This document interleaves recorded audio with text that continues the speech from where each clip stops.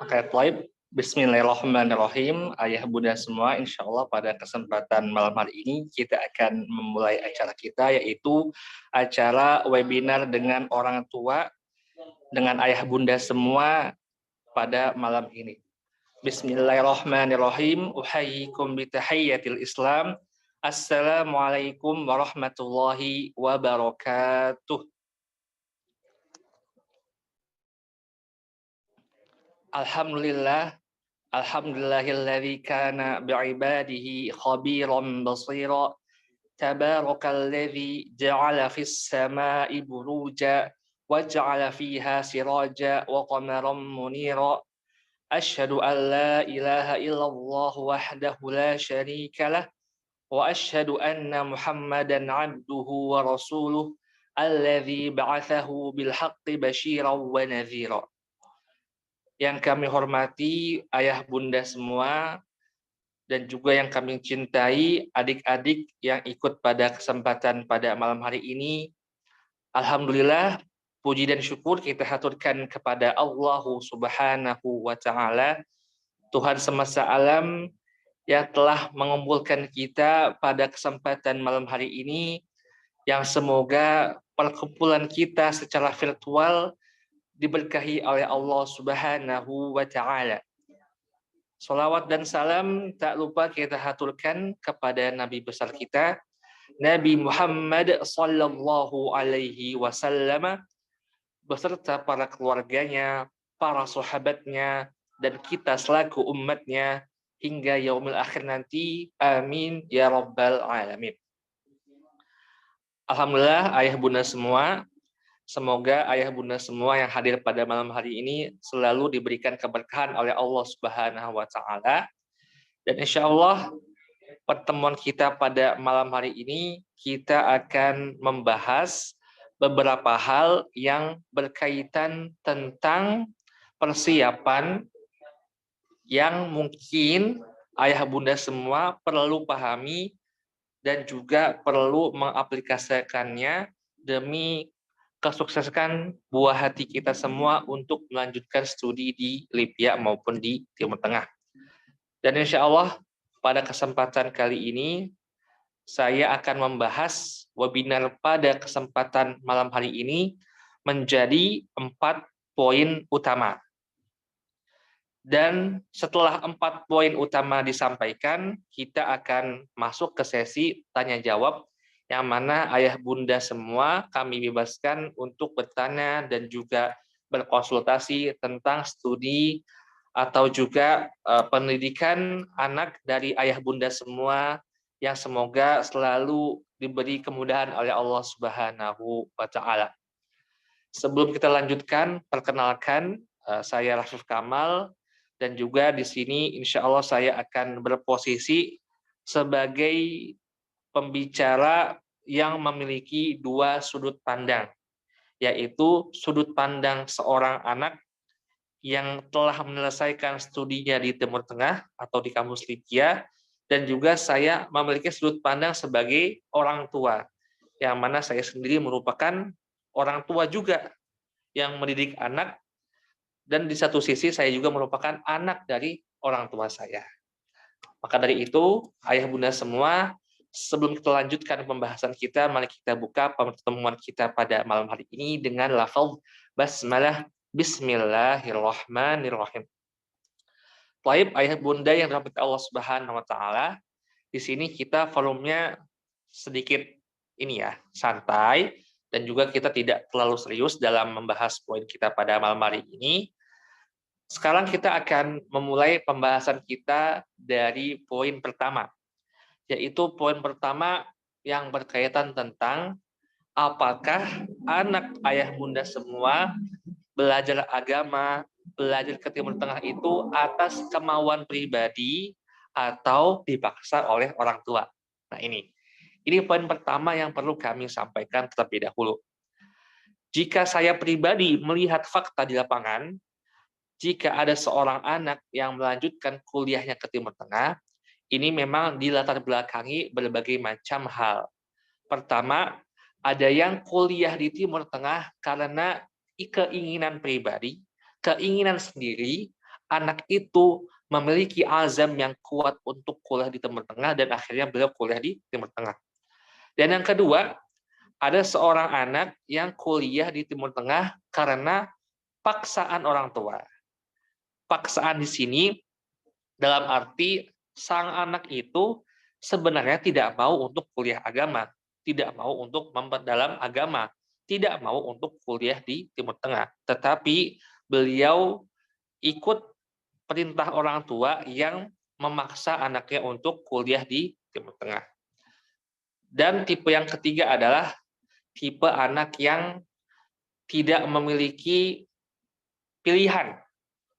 Nah, anak seperti ini biasanya beliau itu bingung mau kuliah di mana, mau belajar di mana, sampai akhirnya anak ini lebih nurut untuk mengikuti semua perintah orang tuanya, bukan karena murni anak ini mau, tapi karena memang anak ini bingung ingin kuliah di mana dan ingin belajar di mana.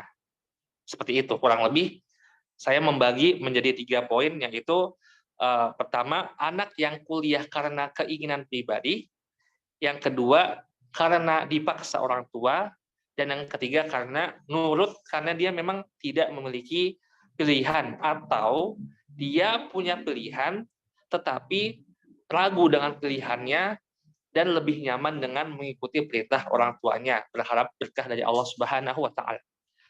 Untuk ayah bunda pahami, dari ketiga model anak yang melanjutkan kuliahnya di Libya maupun Timur Tengah, untuk model yang pertama, jika anak ayah bunda semua ingin kuliah di Timur Tengah karena niat dari dalam dirinya sendiri, itu ayah bunda perlu bersyukur.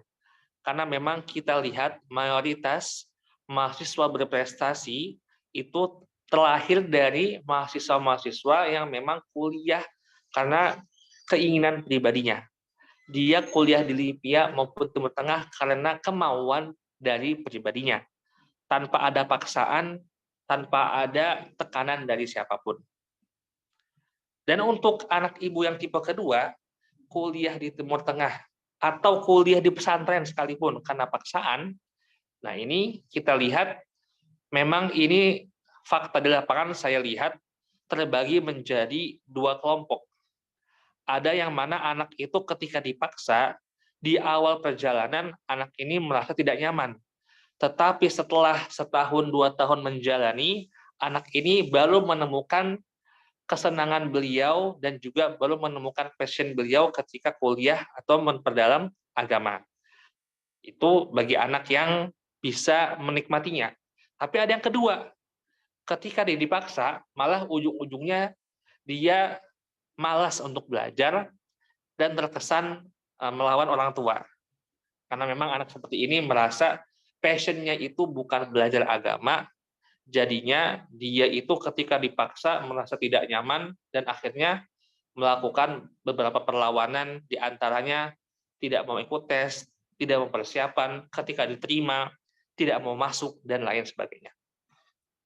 Dan tipe anak yang ketiga yang tadi saya sebutkan, yaitu seorang anak yang memang pada dasarnya tidak memiliki sikap untuk lanjut kuliah di mana, dan lebih memilih untuk nurut saja ke orang tua. Nah, untuk anak seperti ini, ayah bunda perlu perhatikan juga ya, karena memang untuk tipe ketiga ini dikhawatirkan mereka tidak memiliki konsistensi dan niat yang benar. Bisa jadi niatnya hanya ikut-ikutan, ketika sosok yang dia ikuti itu tidak ada, contohnya naudzubillah min dzalik, ayah bunda itu wafat gitu kan, ketika anak ayah bunda sedang belajar agama, dia kuliah agama karena disuruh oleh ayah bunda, karena ikut ayah bunda. Ketika orang tuanya wafat, maka sang anak ini kehilangan motivasi utamanya untuk belajar di Timur Tengah. Nah, untuk seperti ini memang perlu yang namanya pendekatan secara intens untuk meluruskan niat dari anak ayah bunda semua. Nah, dari semua ketiga tipe ini, saya akan menyambung ke poin besar yang kedua, yaitu tentang fakta bagaimana anak-anak Indonesia, anak-anak alumni pesantren yang kuliah di Timur Tengah. Nah, ini saya melihat faktanya, ayah bunda semua, saya melihat Masya Allah, Tabarakallah, eh, jika kita melihat kos-kosan ya, kos-kosan anak-anak yang kuliah agama itu secara umum memiliki nuansa yang sangat terjaga. Mereka menjaga sholat, mereka membaca Al-Quran di kos-kosan, tetapi tidak kita pungkiri, ada beberapa anak kita yang ketika kuliah agama di luar negeri ataupun di Libya sekalipun, di kos-kosannya ini tidak ada yang namanya ruh semangat agama. Contoh, saya pernah menemukan ada sebuah kos-kosan yang mana semua penghuni kos-kosan itu merupakan penuntut ilmu syar'i yang belajar bahasa Arab, tetapi isi kos-kosannya lebih seperti rental PS atau rental game gitu. Banyak sekali game-game yang berjejeran, dan ketika anak-anak belajar di situ, itu lebih banyak main gamenya daripada belajarnya. Malah ketika mepet ujian, mereka baru membuka kitab karena setiap harinya mereka tidak belajar, tetapi mereka menghabiskan waktunya dengan main game di kos-kosan. Ini contoh pertama. Contoh yang kedua, ada seorang anak yang mana mungkin ayah bunda bisa melihat ya dari rumah, anak ini ketika sholat 5 waktu itu masih harus diperintahkan oleh orang tuanya. Ketika di pesantren, anak ini masih harus diperintah oleh ustadznya untuk sholat. Ketika liburan di rumah, anak ini masih harus diperintah oleh orang tuanya untuk sholat tepat waktu di masjid. Nah, kalau anak seperti ini biasanya ketika kuliah di Timur Tengah, maka anak ini akan melanjutkan kebiasaannya, yaitu susah untuk sholat 5 waktu di masjid, walaupun dia berstatus sebagai mahasiswa Timur Tengah yang mempelajari ilmu syar'i. Ini kami temukan ya, ada mahasiswa Timur Tengah yang mana beliau menyandang thalibul ilmi syar'i, penuntut ilmu syar'i, tetapi sholatnya itu masih mas-masan. Setelah kita cek, memang sebelumnya beliau ini ketika sholat itu masih berdasarkan perintah ustadz, perintah orang tua, dan ketika kuliah mendapatkan suasana kos-kosan yang sama-sama tidak memberikan wasiat kepada kebenaran dan kesabaran. Dan saya juga menemukan ada sebagian kos-kosan itu yang Masya Allah, ketika ada temannya yang sholatnya susah, teman-temannya itu saling mengingatkan untuk sholat tepat waktu di masjid. Oke, nah, berarti di poin kedua ini, yang ingin kami sampaikan adalah untuk ayah bunda semua bisa melihat apakah anak ayah bunda ini termasuk seorang anak yang sudah bisa mandiri dalam soal ibadah dan belajar, atau belum. Itu, saya ulangi, di poin kedua ini, ayah bunda harus melihat apakah anak ayah bunda ini sudah bisa mandiri dari segi ibadah dan belajar atau belum. Jika sudah, maka ayah bunda tidak perlu berpikir panjang. Sudah biarkan saja anak ayah bunda belajar, insya Allah anak ayah bunda dapat menjaga dirinya sendiri untuk menjaga ibadah dan juga untuk menjaga agar pelajaran di kampus dapat diikuti dengan baik. Bahkan lebih dari itu, mungkin anak-anak seperti ini mereka bisa belajar di luar kampus, mengikuti kajian dengan para masyayikh, dan juga belajar di berbagai macam masjid sekitar kampus. Itu jika anak ayah bunda semua sudah memiliki kemandirian dari segi ibadah dan juga belajar. Tetapi jika anak ayah bunda masih terlihat di rumah susah untuk sholatnya, belajar masih harus disuruh. Nah, maka di sini ayah bunda masih harus memperhatikan ketika dia kuliah di Timur Tengah nanti, ketika dia kuliah mempelajari agama, ayah bunda masih harus memastikan apakah teman-teman sekosan dia dapat membantu dia untuk menjadi lebih baik atau tidak. Karena memang saya melihat fakta ya, ini fakta, saya tidak menutup-tutupnya, banyak atau mayoritas pesantren di Indonesia itu mengharamkan santrinya untuk merokok di pesantren. Itu faktanya. Tetapi kita melihat tidak jarang mahasiswa perguruan Islam, hatta Timur Tengah sekalipun, itu ada yang merokok. Saya tidak mau menyebutkan kampusnya, Karena memang kejadian ini tidak cuma di satu kampus, tetapi banyak kampus Timur Tengah yang mana mahasiswanya ini merokok. Ketika kita cek, beliau hidup di keluarga yang tidak merokok. Dan juga ketika belajar, tinggal di pesantren yang dulu pesantrennya mengharamkan rokok. Tetapi kok bisa anak ini merokok ketika kuliah? Nah, ini kita sebut dengan fenomena telat dewasa. Fenomena telat dewasa. Ini mungkin harus kami sampaikan kepada ayah bunda. Fenomena telat dewasa ini terjadi ketika ada seorang anak yang ketika di pesantren itu mengalami berbagai macam halangan ya. Tidak boleh main HP, tidak boleh main game, tidak boleh pacaran, tidak boleh merokok.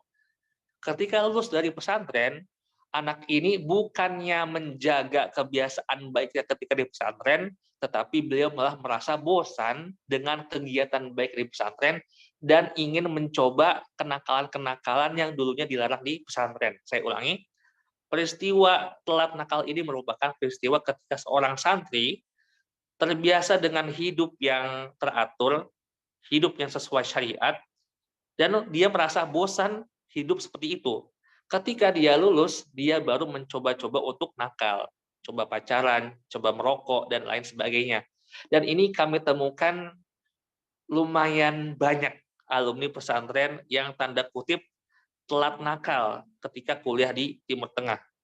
Berbanding dengan beberapa kawan kita yang merupakan dulunya anak dari SMA negeri atau SMA swasta yang tidak boarding, ketika dulu mereka nakal semasa SMA, semasa SMP, dan mereka memutuskan untuk belajar agama, mereka cenderung kebalik arahnya. Mereka bosan nakal dan malah ingin hijrah fokus belajar lillahi ta'ala.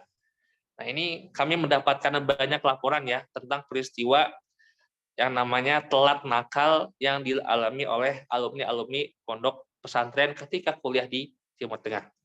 Ayah ibu dirahmati Allah Subhanahu wa taala, fakta-fakta di awal ini kami sengaja sampaikan kepada ayah bunda semua untuk apa? Untuk ayah bunda dapat lebih aware lagi, untuk dapat lebih terbuka bahwa sesungguhnya ayah bunda itu perlu melihat apakah untuk sekarang anak ayah bunda ini merupakan sosok anak yang sudah bisa dilepas mandiri secara ibadah dan pelajaran atau masih belum.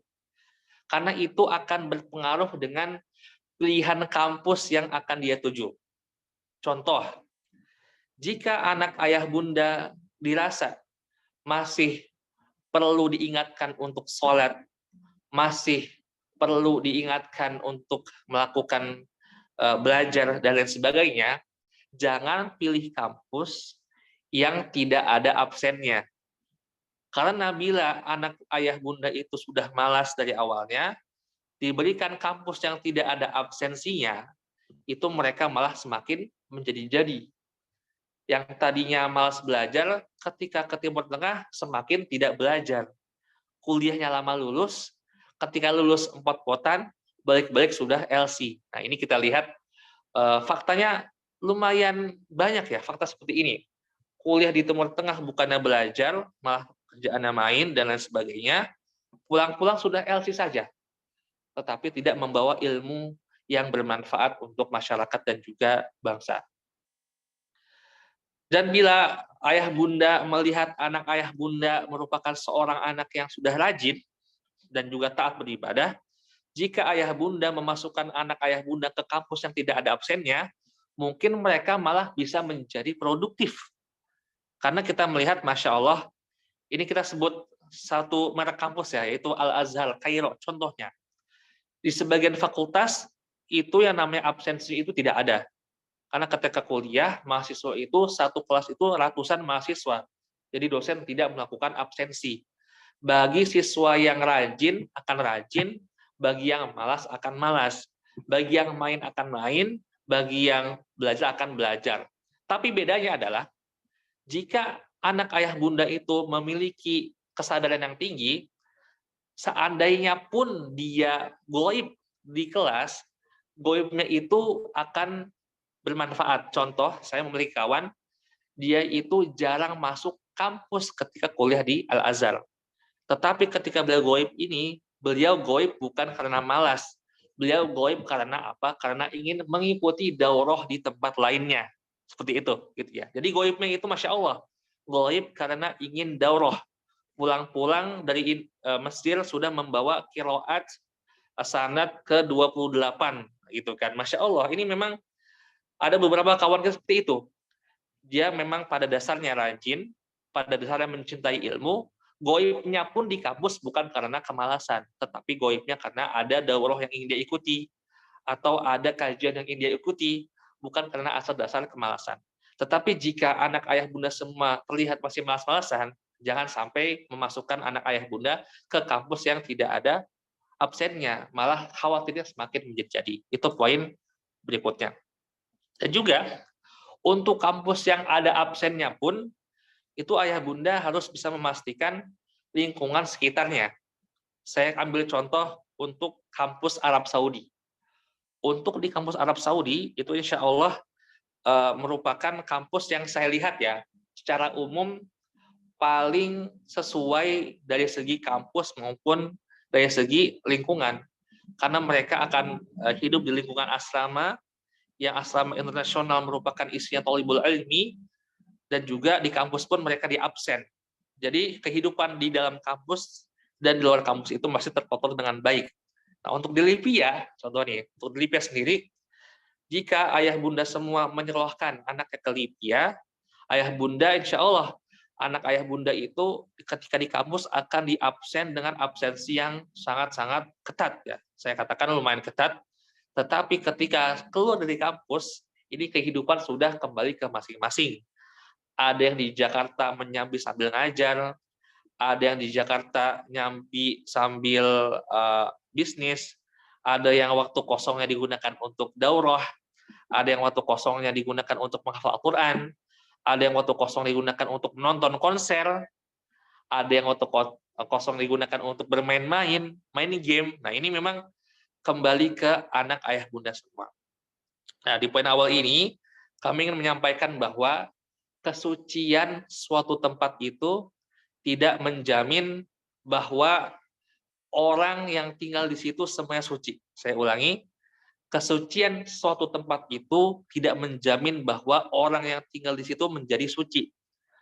Toh kita berhaji dan umroh di Masjidil Haram sekalipun, masih ada pencopet yang mencuri harta ayah bunda semua ketika ayah bunda melakukan haji ataupun umroh.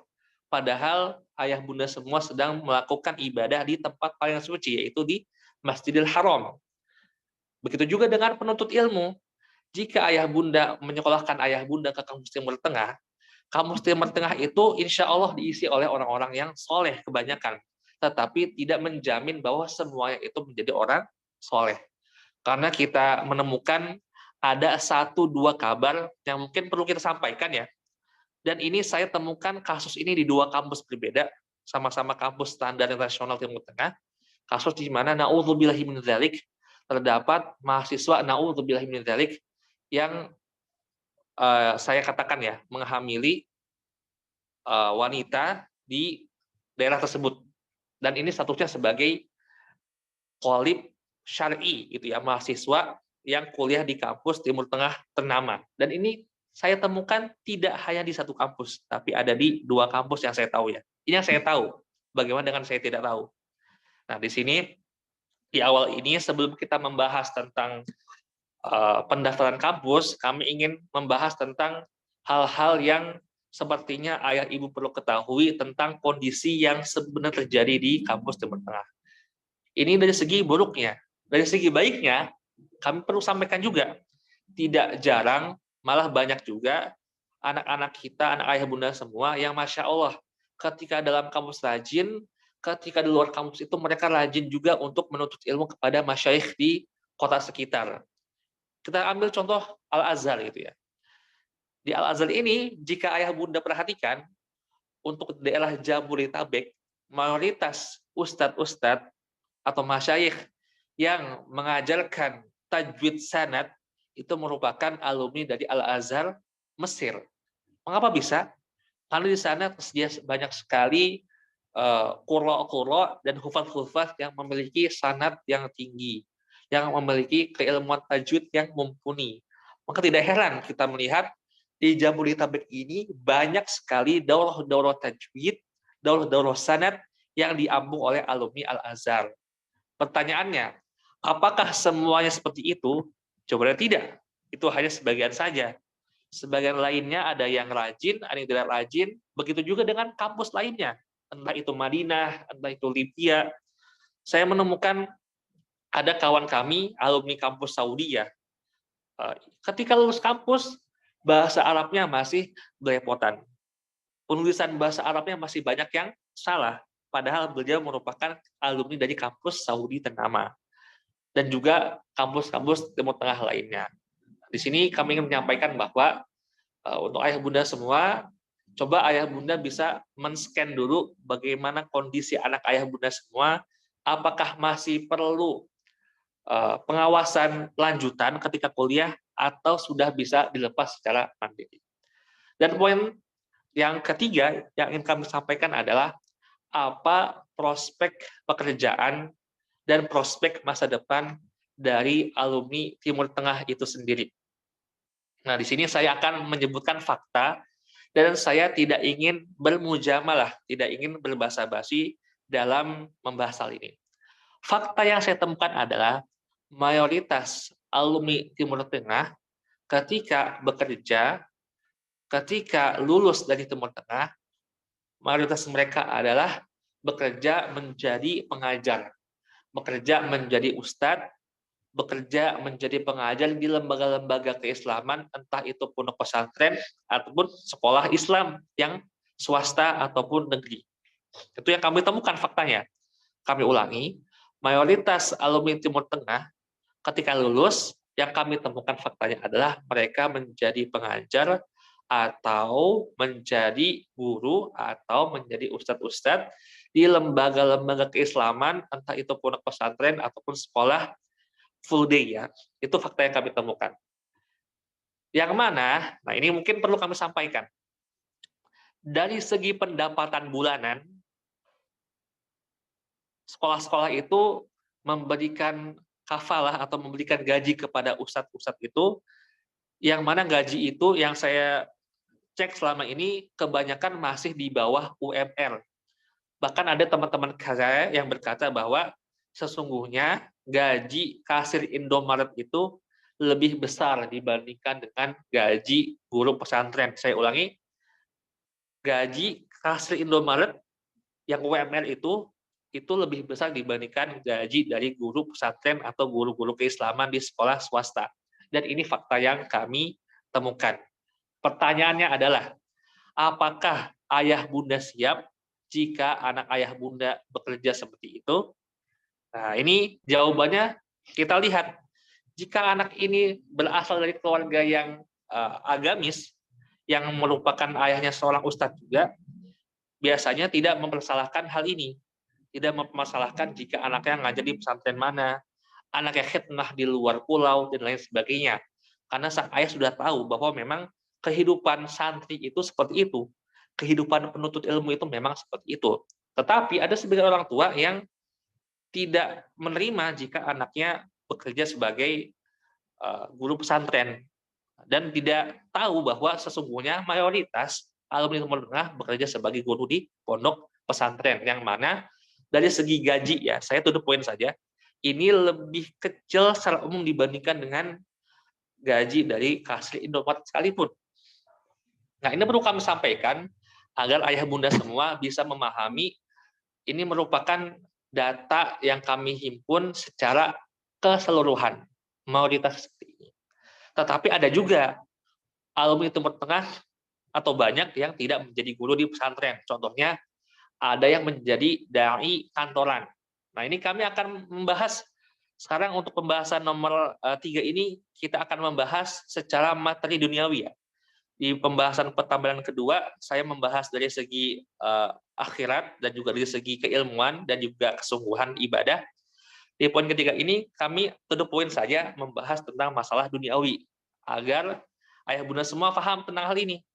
Tadi sudah saya sampaikan, mayoritas alumni pesantren bekerja sebagai pengajar pondok yang mana gajinya kebanyakan lebih rendah dibandingkan dengan kasir Indomaret. Dan fakta yang kedua, bisa jadi anak ayah bunda itu tidak mengajar di pesantren, tetapi full menjadi dai kantoran.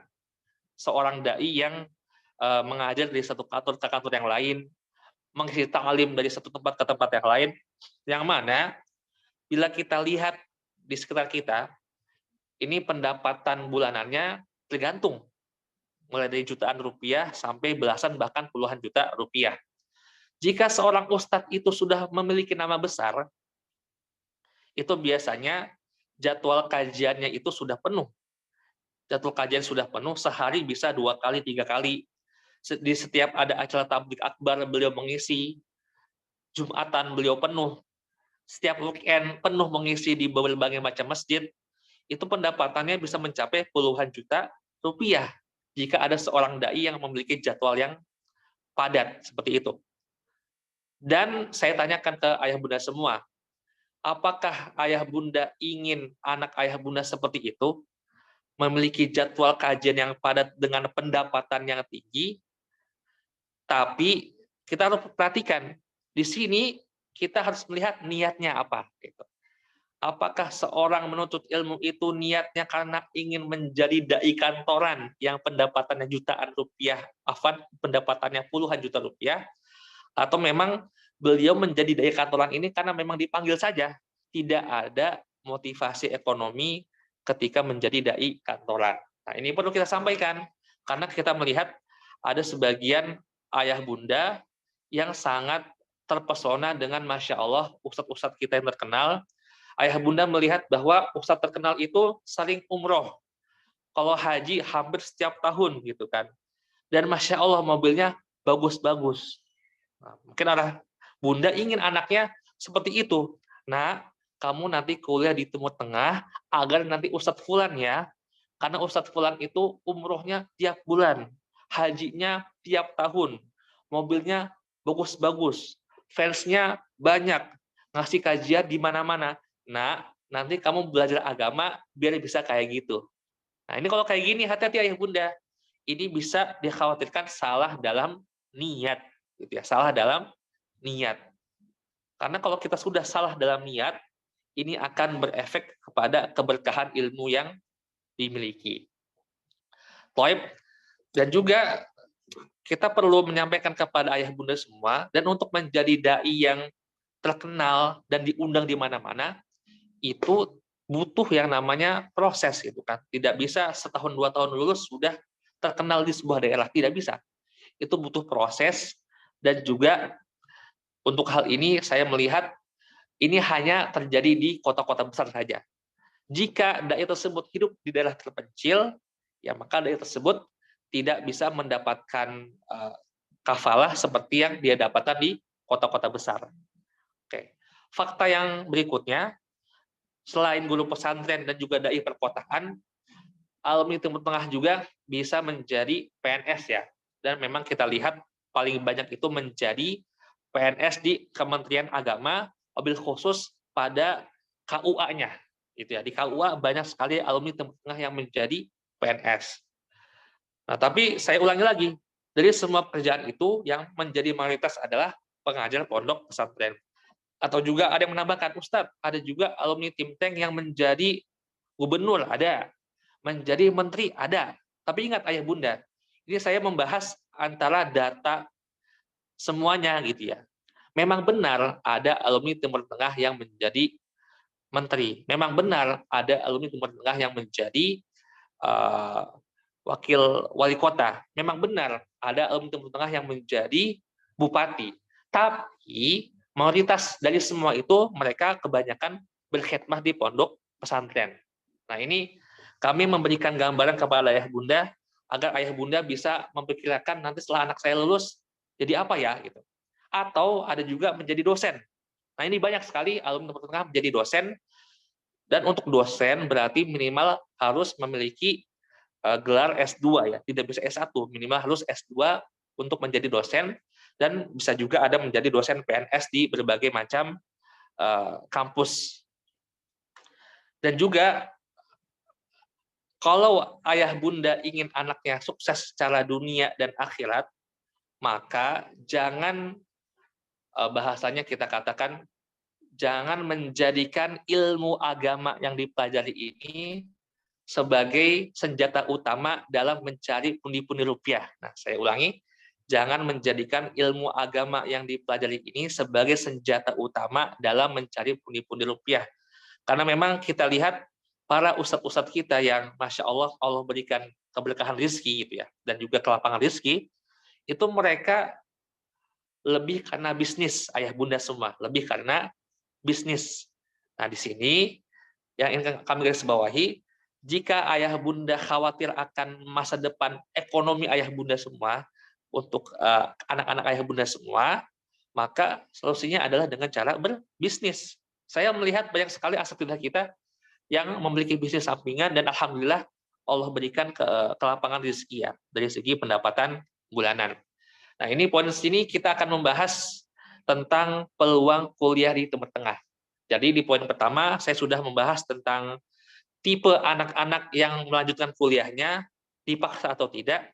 Di poin kedua kami sudah membahas tentang bagaimana kondisi anak-anak ketika kuliah di Timur Tengah, apakah mereka sudah bisa mandiri atau masih perlu diawasi lagi. Di poin ketiga, saya membahas tentang prospek alumni Timur Tengah dalam bekerja, yang mana saya sebutkan memang banyak yang menjadi pejabat, banyak yang menjadi petinggi-petinggi kampus, tetapi yang paling banyak adalah yang mengabdi di pondok pesantren. Maka dari itu, diniatkan sejak awal, janganlah kita niatkan anak kita kuliah di Timur Tengah itu untuk mencari pundi-pundi rupiah. Karena memang ini bisa menjadi belenggu bagi anak-anak kita semua. Dan poin terakhir yang ingin kami sampaikan adalah tentang prospek beasiswa kuliah di Timur Tengah. Nah, di sini, ayah bunda semua yang rahmati Allah, saya akan membahas dari mulai daerah ya. Pertama, untuk kampus di daerah Arab Saudi. Untuk kampus di daerah Arab Saudi, saat ini Arab Saudi membuka kesempatan beasiswa full di 25 kampus di Arab Saudi. Yang mana mayoritas orang Indonesia itu kuliah di Universitas Islam Madinah. Dengan jumlah mahasiswa kurang lebih 1.000 mahasiswa lebih. Itu paling banyak.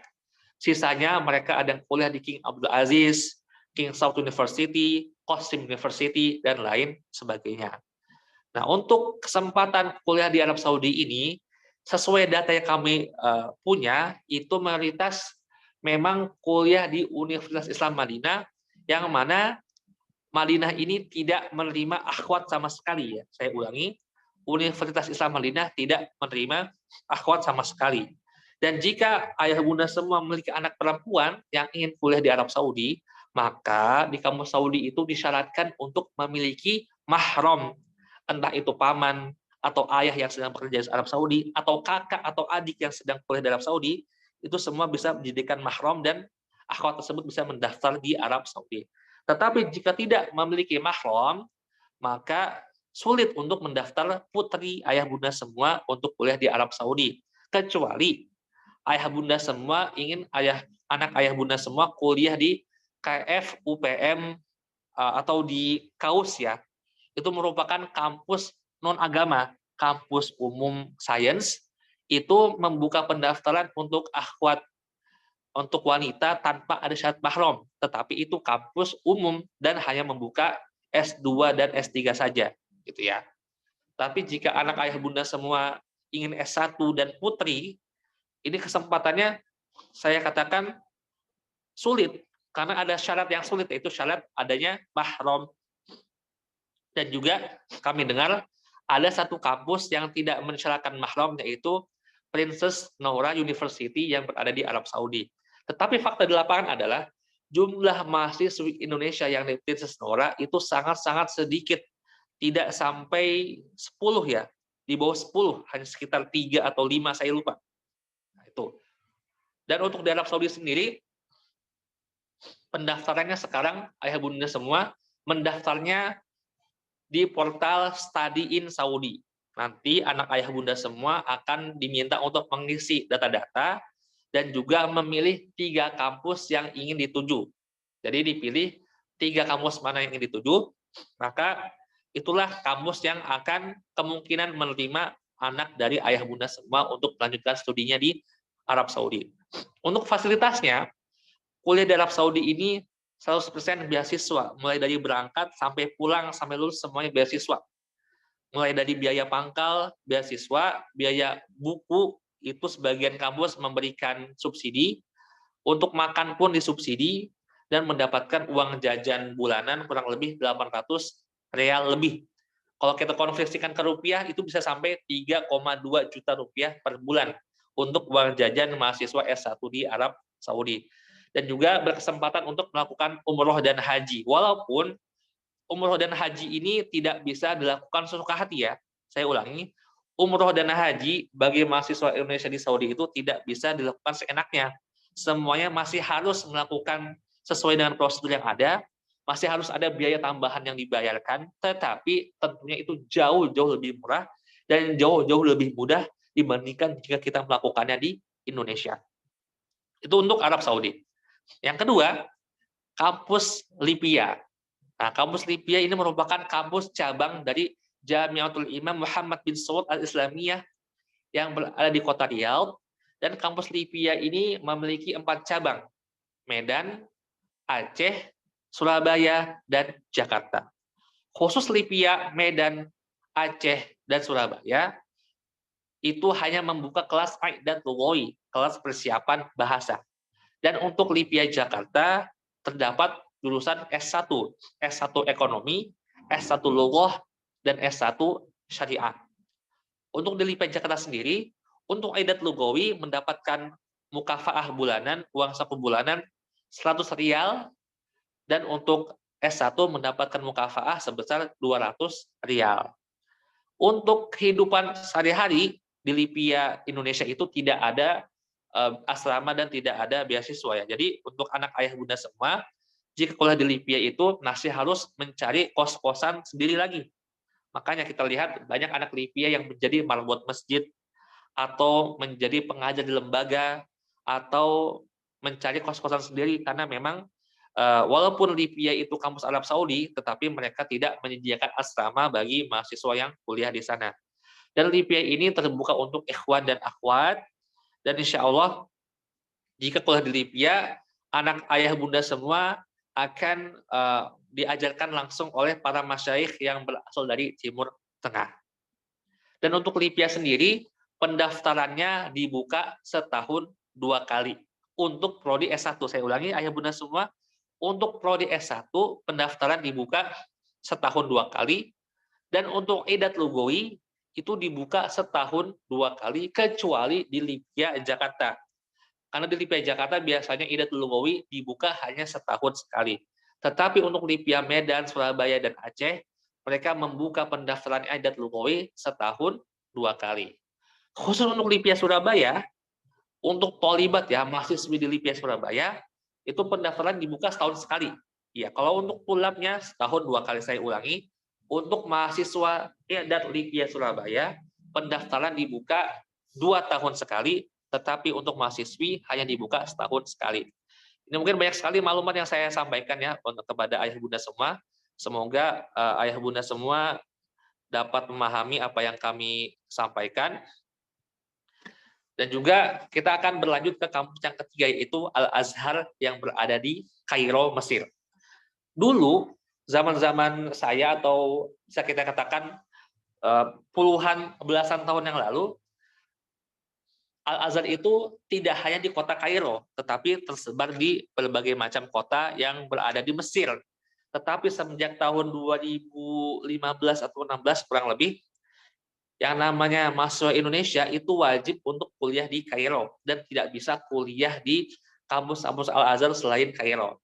Ini ada plus minusnya gitu ya. Di antara plusnya adalah kita lebih mudah untuk mengkoordinir orang Indonesia karena terkumpul dalam satu kota, yaitu kota Kairo. Itu plusnya. Minusnya adalah untuk mahasiswa Indonesia semakin sulit untuk menghadiri mulazamah dengan para masyayikh di luar kota, karena biasanya mulazamah ini dilaksanakan di luar kota Kairo dan terdapat di daerah desa-desa yang berada di Mesir. Ini di antara plus minus dari digabungnya Al-Azhar hanya ada di Kairo saja. Kalau dulu bisa di kota-kota lain. Nah, untuk di Al-Azhar sendiri, ayah bunda semua, di sini setiap fakultas memiliki ciri khas masing-masing. Ada fakultas yang ketat dari segi absen, ada juga yang tidak diabsen sama sekali. Nah, karena itu saya katakan di awal, jika dikira anak ayah bunda semua, ayah bunda melihat anak ayah bunda bisa mandiri, maka tidak ada salahnya, malah bagus jika kuliah di Al-Azhar. Karena insya Allah di Al-Azhar ini anak ayah bunda bisa berkembang dengan sangat pesat. Di sana tersedia banyak masyayikh, banyak perpustakaan, banyak kitab-kitab dijual dengan harga terjangkau, yang sangat menunjang anak ayah bunda semua untuk berkembang dan juga untuk bisa menjadi thalibul ilmi syar'i yang sangat kuat di Al-Azhar. Tetapi jika anak ayah bunda dirasa masih perlu pengawasan khusus, kami tidak menyarankan untuk kuliah di Al-Azhar karena dikhawatirkan anak ayah bunda itu malah menjadi thalib yang malas-malesan, tidak belajar, dan sering ghaibnya dibandingkan masuk kelasnya. Dan untuk Al-Azhar sendiri, tidak ada yang namanya beasiswa kehidupannya. Persis seperti Libya, Al-Azhar dan Libya itu tidak ada beasiswa untuk kehidupan sehari-hari. Tapi bedanya, kalau di Libya itu terdapat uang saku bulanan. Kalau di Al-Azhar, tidak terdapat uang saku bulanan dari kampus, tetapi mahasiswa bisa mencari uang saku bulanan yang disediakan oleh lembaga-lembaga sosial yang berada di Mesir. Di antaranya adalah Baitul Zakah Kuwait, gitu ya, dan lembaga-lembaga lainnya, WAMI dan lain sebagainya, itu menyediakan uang saku bulanan bagi mahasiswa Indonesia yang berada di Al-Azhar Kairo. Tapi permasalahan ayah bunda semua, yang saya dengar dari kawan-kawan saya di Mesir, karena jumlah mahasiswa Indonesia di Mesir ini sangat membeludak, kurang lebih sudah belasan ribu ya yang ada di sana. Jadi untuk pengajuan beasiswa pun itu antriannya sangat panjang. Jadi persaingan untuk mengajukan beasiswa dari lembaga-lembaga tersebut itu antriannya sangat panjang karena untuk saat ini jumlah mahasiswa Indonesia yang ada di Mesir sangat banyak. Jadi saya kira kita sudah membahas Saudi Arabia, Libya, yang ketiga Al-Azhar. Yang keempat, kita akan membahas kampus-kampus lainnya, di antaranya kampus yang berada di Yordania. Nah, untuk Yordania, ini tidak ada beasiswa sama sekali ya, tidak ada beasiswa. Jadi bagi ayah bunda semua yang ingin anaknya kuliah di Yordania, bisa saja, tetapi tidak ada beasiswa untuk orang Indonesia di Yordania.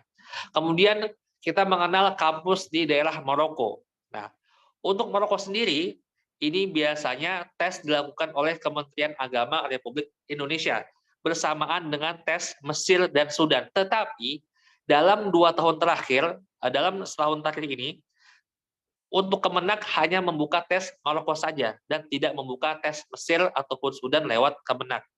Untuk tahun kemarin ya, untuk Sudan, terlebih Sudan, sudah lama sekali Kemenak tidak membuka tes Sudan lewat jalur Kemenak. Untuk Maroko sendiri, nanti insya Allah setiap angkatan akan dipilih 30 mahasiswa dari Indonesia untuk diberikan beasiswa kuliah di sana. Tetapi beasiswa kuliah di Maroko ini hanya mencakup beasiswa pendidikan saja. Untuk kehidupan harian masih harus ditanggung oleh masing-masing mahasiswa. Dan juga untuk asrama di Maroko itu tergantung. Apakah anak dari ayah bunda semua mendapatkan kampus yang ada asramanya atau tidak? Jika kampusnya ada asrama, maka dapat asrama. Jika tidak, maka anak ayah bunda harus patungan menyewa rumah untuk tinggal bersama-sama. Dan terakhir, ada namanya kampus Al-Qasimiyah yang berada di Uni Emirat Arab. Dan di kampus ini, anak ayah bunda semua diberikan beasiswa full, mulai dari tiket keberangkatan, pendidikan di sana, dan juga biaya per semester itu semuanya gratis. Dan Al-Qasimiyah ini baru dibuka pada tahun 2015. Maka dari itu kita tidak mendengar bahwa ada saudara-saudara kita yang merupakan lulusan Al-Qasimiyah tahun 2001, tidak ada. Karena kampus Al-Qasimiyah sendiri baru dibuka untuk mahasiswa internasional kurang lebih di tahun 2015. Dan untuk Al-Qasimiyah sendiri, ini menyediakan jurusan umum dan juga jurusan agama bagi mahasiswa Indonesia yang ingin lanjut kuliah di sana. Baik Ayah Bunda semua, ini sekilas pemaparan singkat dari kami. Dan sekarang kita akan masuk ke agenda berikutnya, yaitu agenda tanya-jawab, yang mana saya yakin Ayah Bunda semua memiliki banyak sekali pertanyaan tentang perkuliahan di Timur Tengah, terutama bagi anak Ayah Bunda semua yang ingin melanjutkan kuliah di Timur Tengah. Dan sekarang kami memberikan kesempatan kepada Ayah Bunda yang ingin bertanya untuk raise hand. Silakan.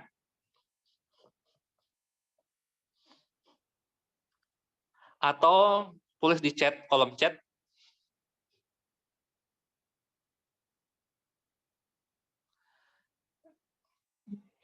Ya, mungkin kami memberikan kesempatan kepada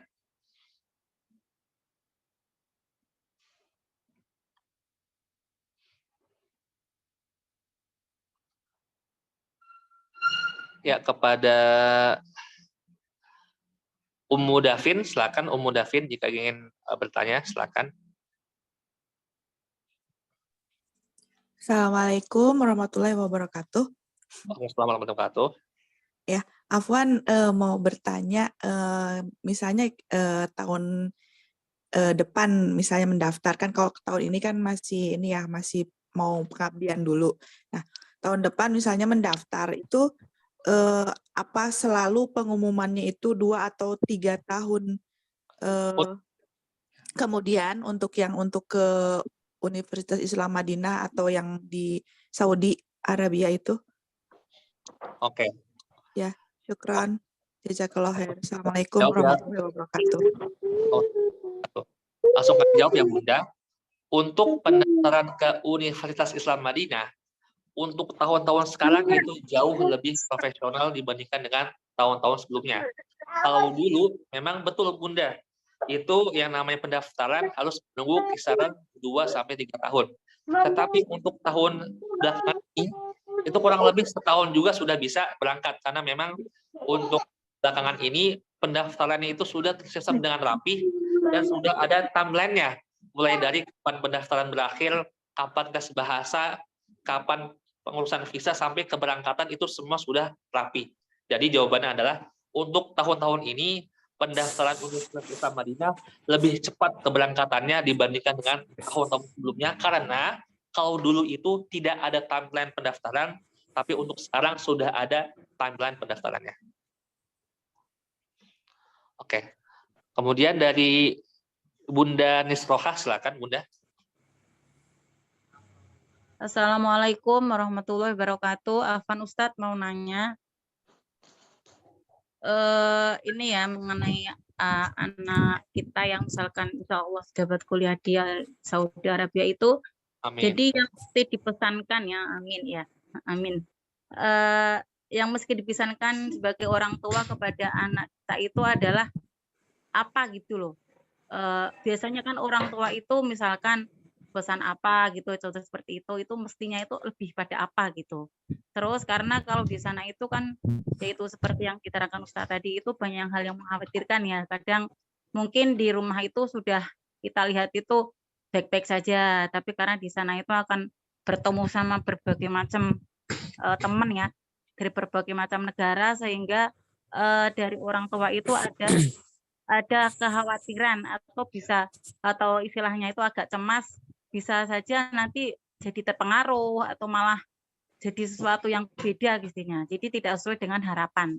Nah itu bagaimana cara kita itu agar kita itu sebagai orang tua ketika melepas anak kita itu pergi belajar ke Saudi itu nyaman, istilahnya itu apa ya, yakin gitu, baik-baik saja.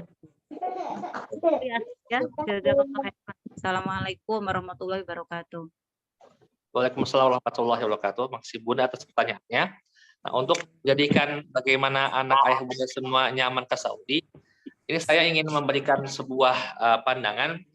Menurut saya pribadi ya, dari segi lingkungan dan juga pendidikan, yang paling nyaman itu di Saudi dibandingkan kampus-kampus Islam lainnya.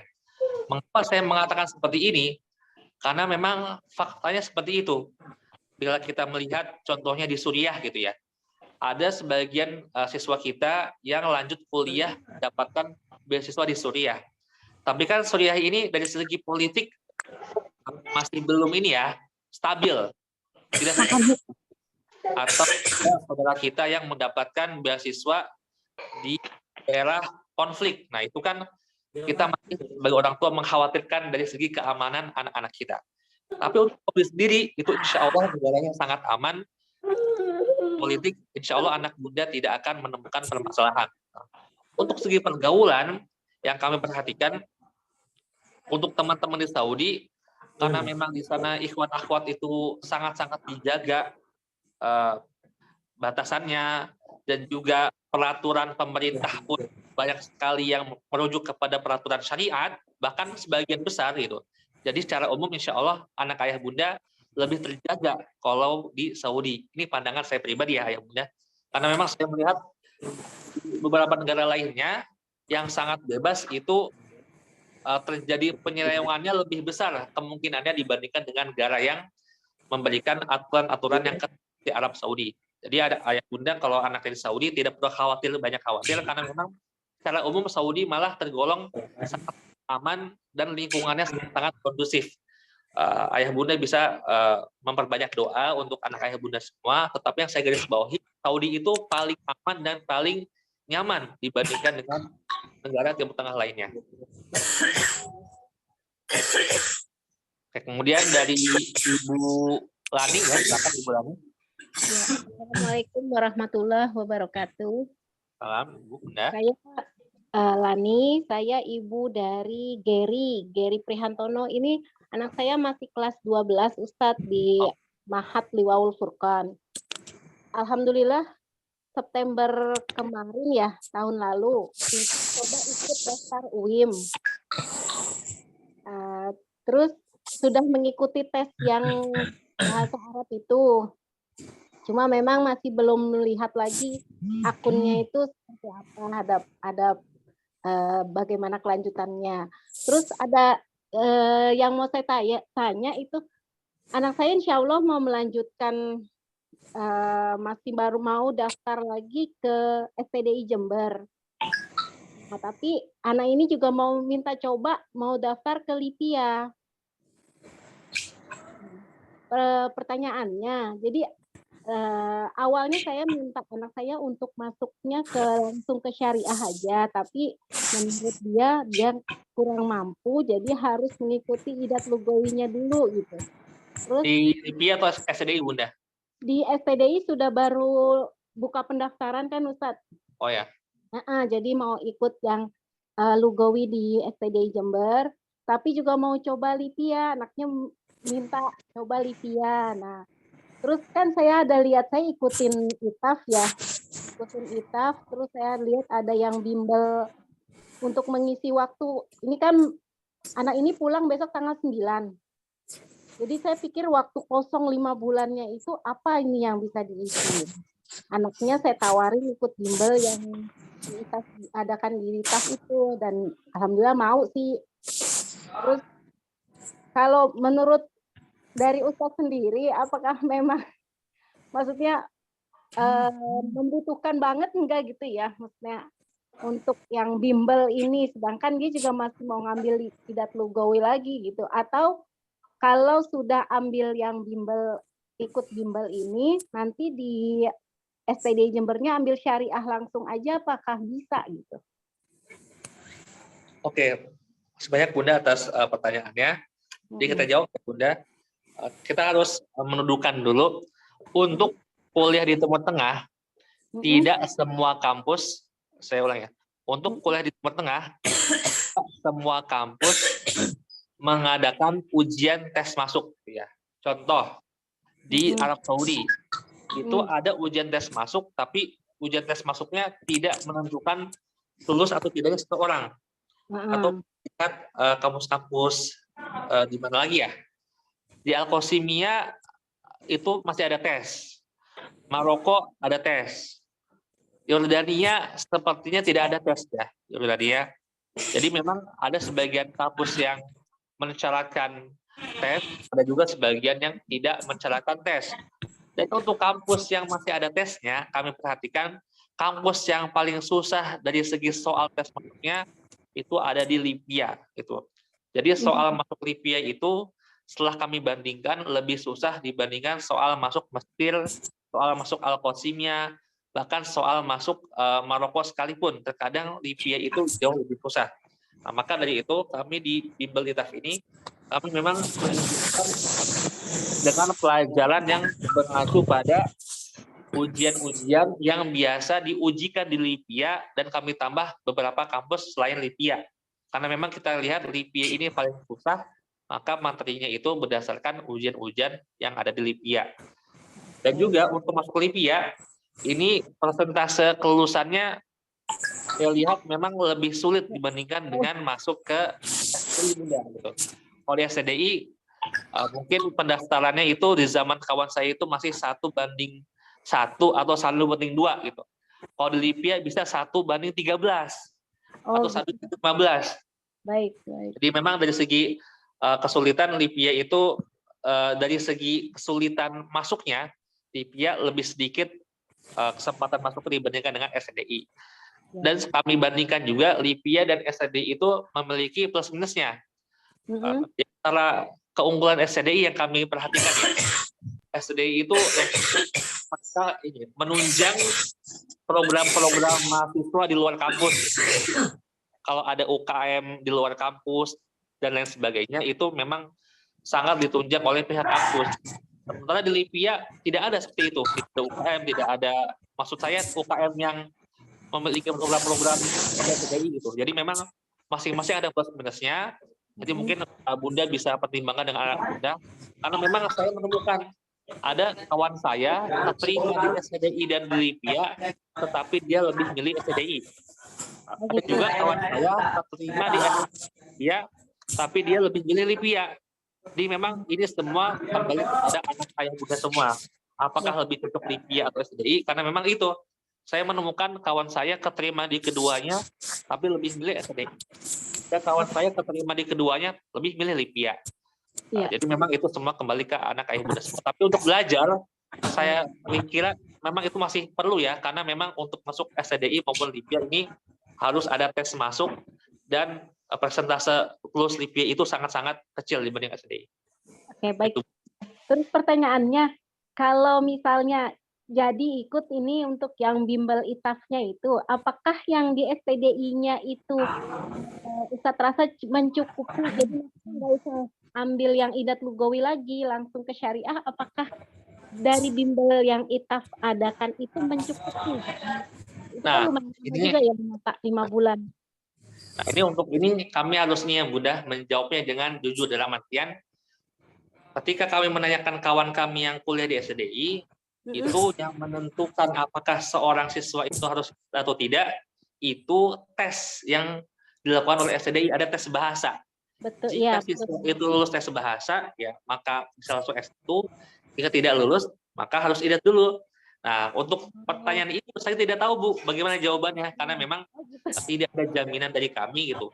Dan juga kami tidak tahu apakah anak ibu itu masuk kelas itafnya kelas dasar atau kelas lanjutan.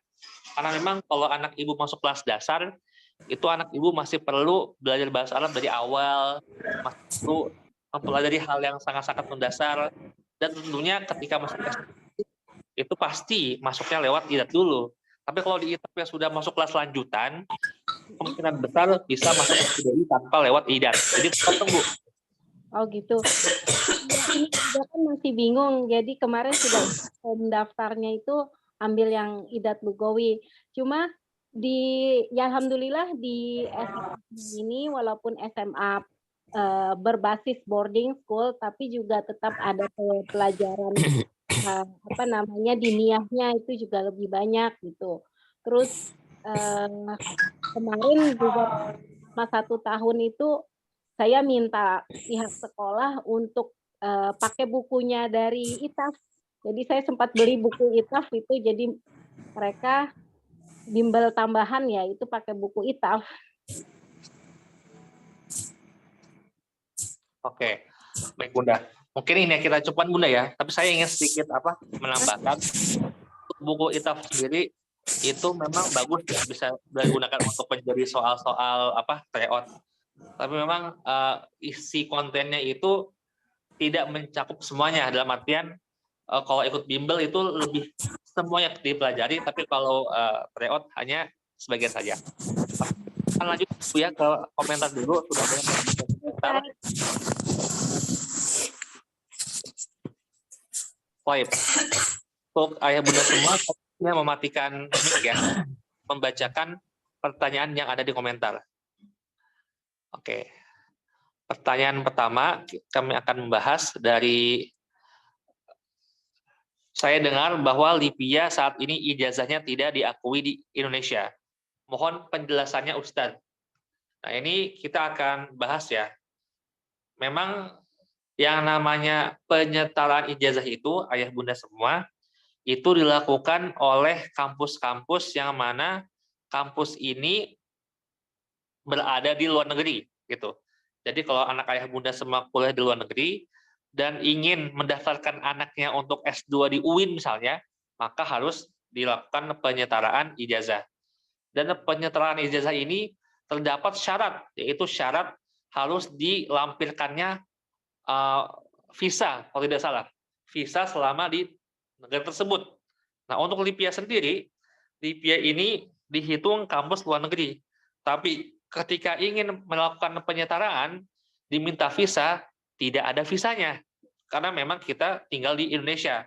Jadi tidak bisa dilakukan penyetaraan.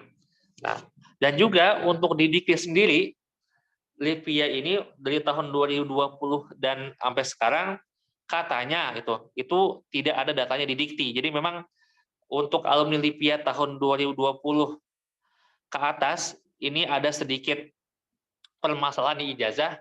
Ketika disetarakan tidak bisa, ketika di Dikti juga datanya tidak ada. Dan ini menjadi menjadi masalah di berbagai macam mahasiswa yang baru lulus.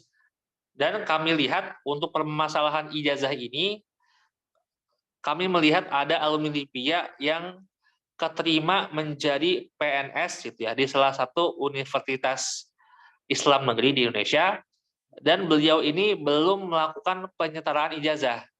Nah, tetapi kami lihat walaupun itu bermasalah dan sedikit sulit, tetapi kami lihat permasalahan ini bisa diatasi. Jadi intinya memang benar, kalau Lipia itu dari tahun 2020 sampai sekarang mengalami permasalahan di penyetaraan ijazah. Tetapi yang kami lihat, kebanyakan yang memiliki permasalahan ini, itu ketika ada masalah bisa diselesaikan, tetapi dengan effort yang lebih lagi. Tidak seperti dulu. Kalau mungkin dulu kita mudah sekali dalam melakukan penyetaraan, tapi untuk sekarang dibutuhkan effort yang lebih, karena memang kami lihat waktu itu ada masalah ya di ijazah, dan pihak dari TU Lipia menawarkan bantuan jika ada yang ingin melakukan penyetaraan tetapi ada masalah, bisa hubungi TU Lipia. Seperti itu. Jadi memang benar ada terjadi permasalahan di ijazah. Kemudian bagaimana peluang akhwat untuk diterima di Lipia Jakarta S1? Apakah bisa langsung atau lewat idat dulu? Jazakallahu khairan.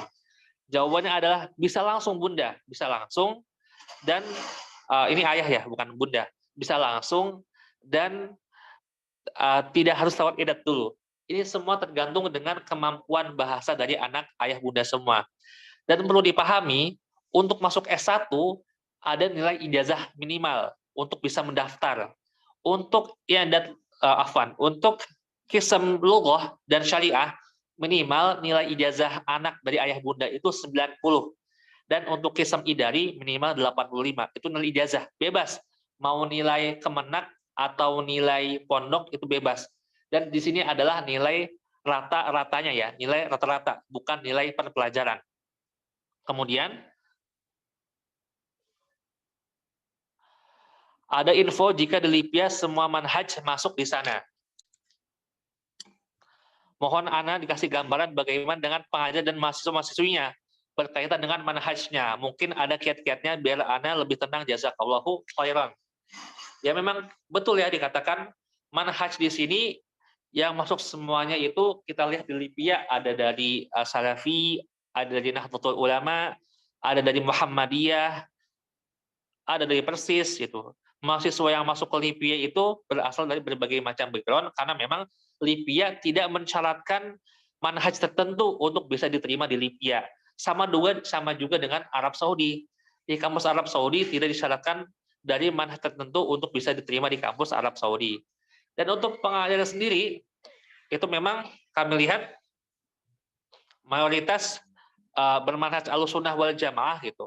Jadi kami tidak menemukan penyimpangan-penyimpangan manhaj seperti Syiah misalnya, atau LDI misalnya, atau yang lain sebagainya dari dosen Lipia gitu. Jadi memang untuk di Lipia sendiri mengakomodir berbagai macam background dan semua dosennya itu juga dari Ahlussunnah wal Jamaah. Bagaimana agar bisa menjaga anak ayah bunda dalam menjaga keislamannya? Ini solusinya adalah dengan cara mencari teman kos-kosan yang sesuai. Gitu ya.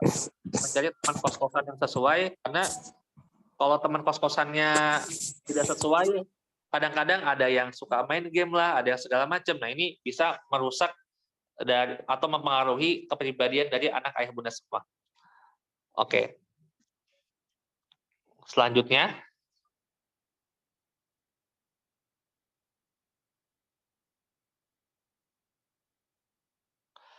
Jika ingin masuk ke Lipia, apakah harus ijazah dengan bahasa Arab? Jawabannya tidak, ayah bunda gitu ya. Untuk masuk Lipia, ijazah berbahasa Indonesia pun itu bisa, karena nanti yang akan memeriksa berkasnya itu pegawai Lipia asal Indonesia yang bisa berbahasa Arab, jadi bisa. Kemudian berkas apa yang harus dipersiapkan untuk mendaftar ke Madinah? Yang kedua, berapa biaya yang orang tua harus siapkan? Setahu Anda, seluruh biaya di awal harus ditanggung sendiri dahulu, baru diganti oleh pihak kampus. Nah, oke, untuk yang pertama, berkas itu sangat-sangat detail ya Bunda, itu bisa dicek di internet bagaimana cara apply ke Madinah yang sekarang terintegrasi dalam akun Study in Saudi. Jadi ketika Bunda mendaftarkan anaknya ke Madinah, itu tidak hanya Madinah saja, tetapi bisa memilih 2 kampus lainnya yang berada di Arab Saudi. Dan untuk biayanya, kami tidak menemukan ini ya angka pastinya, tapi kurang lebih biaya visa, biaya tiket dan lain sebagainya itu bisa berkisar di atas belasan juta rupiah, bisa 20-an lebih gitu.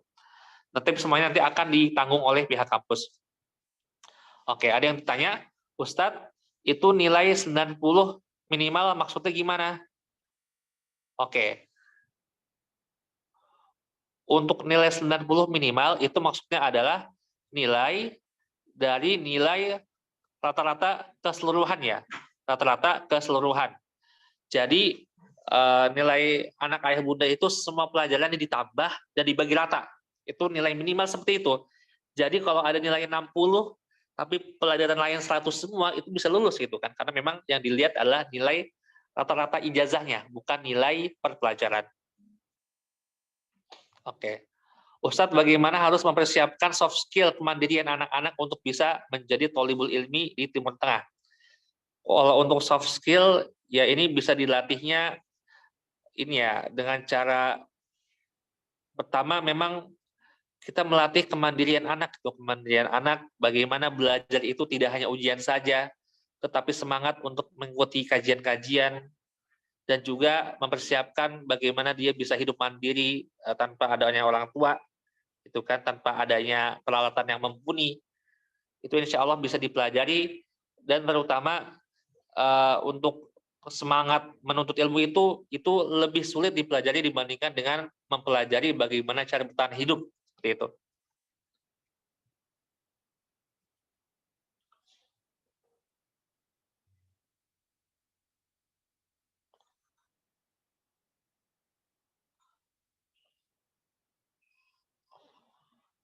Oke, kemudian ada yang bertanya, jika ada pendaftaran ke Universitas Islam Madinah dan ada penolakan, itu biasanya karena apa? Itu biasanya karena ada syarat-syarat yang tidak sesuai dengan yang diminta oleh Universitas Islam Madinah. Itu biasanya kalau ada penolakan, itu biasanya ada syarat-syarat yang tidak sesuai, atau syaratnya semuanya sesuai dengan apa yang diminta oleh kampus, tetapi kan kampus itu contoh Pak, contoh kuotanya setahun itu ada 300. Nah, Yang mengirimkan berkas sesuai dari Indonesia itu ada 1.000. Apakah Madinah akan menerima semua 1.000 siswa itu? Tentu tidak gitu kan. Jadi di antara 1.000 itu akan dipilih 300. Jadi bisa jadi anak ayah bunda itu memiliki berkas yang sesuai dengan apa yang diminta oleh pihak kampus. Tetapi karena kuota yang sedia sedikit, jadi semua yang berkas sesuai tidak otomatis diterima. Masih ada faktor lain yang menjadi pertimbangan kampus untuk menolak anak ayah bunda atau untuk menerimanya.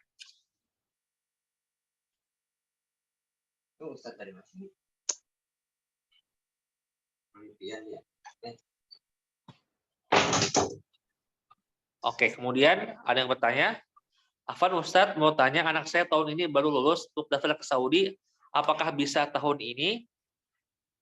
Setahu kami itu disyaratkan ijazah ya, nanti untuk detailnya ayah bunda semua bisa membuka website Minhati, MINHATIY. Di situ ada penjelasan lengkap bagaimana cara mendaftar ke Arab Saudi.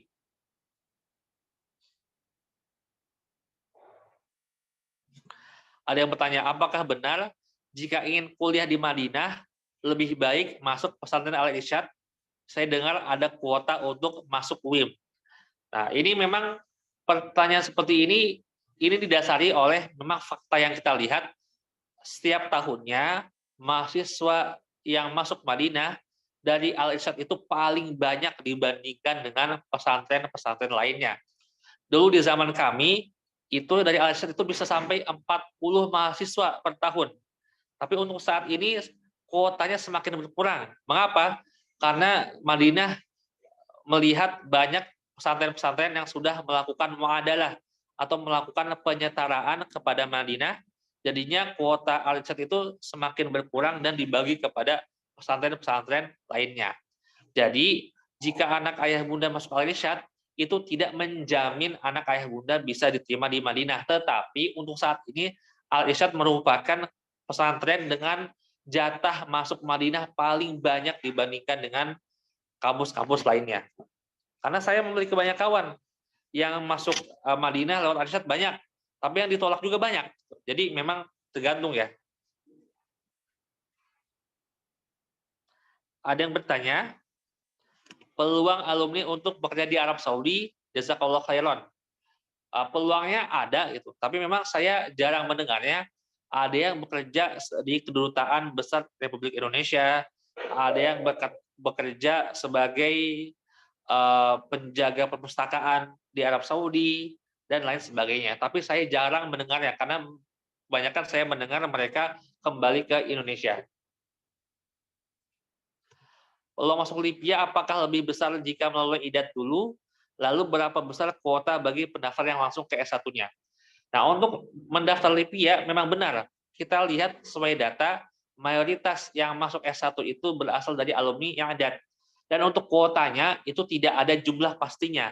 Tetapi kalau di zaman saya dulu, itu kuota antara alumni IDAD dengan yang langsung S1 itu, untuk alumni IDAD ada 45 orang, untuk alumni S1 langsung hanya 5 orang saja.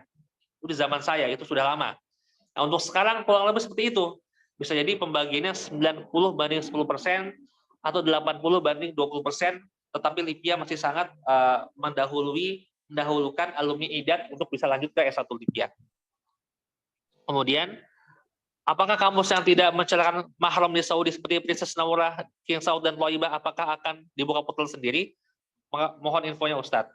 Nah, di sini kita ulangi lagi ya, untuk kampus-kampus Saudi yang disebutkan semua, dulunya memang mereka membuka portal sendiri-sendiri, tetapi semenjak tahun 2022, semua kampus itu memiliki satu portal saja. Saya ulangi, dulu semua kampus di Saudi itu membuka portal masing-masing, tetapi sejak 2022 semuanya terintegrasi dan dibuka dalam satu waktu. Dan untuk saat ini pendaftarannya sedang dibuka. Oke, bagaimana pengaruh muadalah suatu pesantren terhadap peluang diterima di UIM? Jawabannya adalah, yang muadalah itu memang terkesan lebih memiliki persentase yang lebih tinggi dibandingkan yang tidak muadalah. Tapi memang saya lihat ada juga pesantren yang tidak muadalah, tetapi yang diterima Madinah juga lumayan itu ya. Contohnya adik kelas saya di pesantren saya itu, pesantren saya itu tidak muadalah, tetapi kuotanya kadang-kadang bisa sampai 4-5 orang, itu kan lumayan ya, Bapak, Ayah Bunda semua gitu. Padahal pesantren kami tidak muadalah. Apalagi yang sudah muadalah, itu insya Allah kuotanya lebih banyak lagi.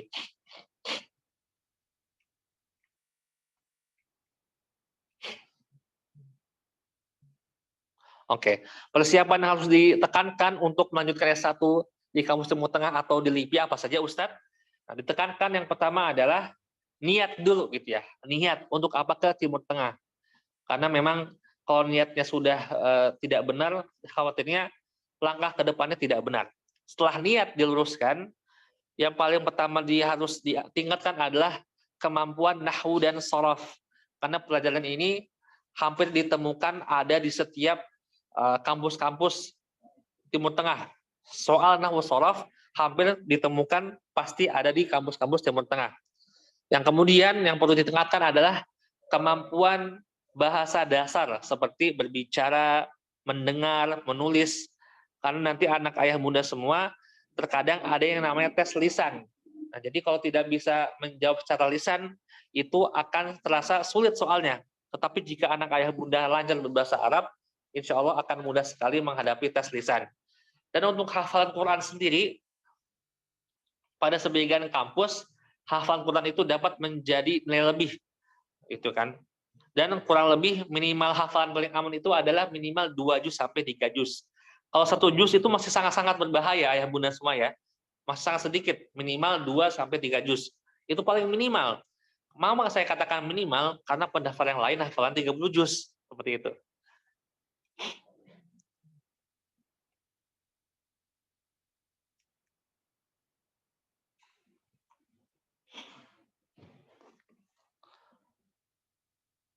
Oke, untuk Al-Qasim University, bagaimana dengan suasananya? Apakah seperti Saudi atau seperti di Mesir? Nah, ini kami lihat Al-Qasimnya itu tengah-tengah gitu ya. Tidak sebebas Mesir, tetapi tidak seketat Saudi. Jadi Al-Qasimnya itu tengah-tengah antara Mesir dengan Saudi. Mereka itu terpisah, tetapi masih ada kebebasan sedikit, tapi ketat tapi tidak seketat Saudi. Jadi intinya adalah suasana untuk akhwat terutama di Al-Qasimah ini itu lebih bebas dari Saudi, tetapi lebih ketat dari Mesir. Dan memang kami lihat Al-Qasimah ini terletak di kota Syarjah, yang di mana daerah Syarjah ini merupakan daerah penuntut ilmu, daerah yang tidak seperti Abu Dhabi atau tidak seperti Dubai ya, itu kan. Kalau di Dubai itu sangat metropolitan gitu. Beda dengan Syarjah. Syarjah ini yang di mana terdapat Al-Qasim di dalamnya itu suasananya lebih kondusif dibandingkan dengan kota Dubai atau Abu Dhabi sekalipun. Walaupun sama-sama di Uni Emirat Arab.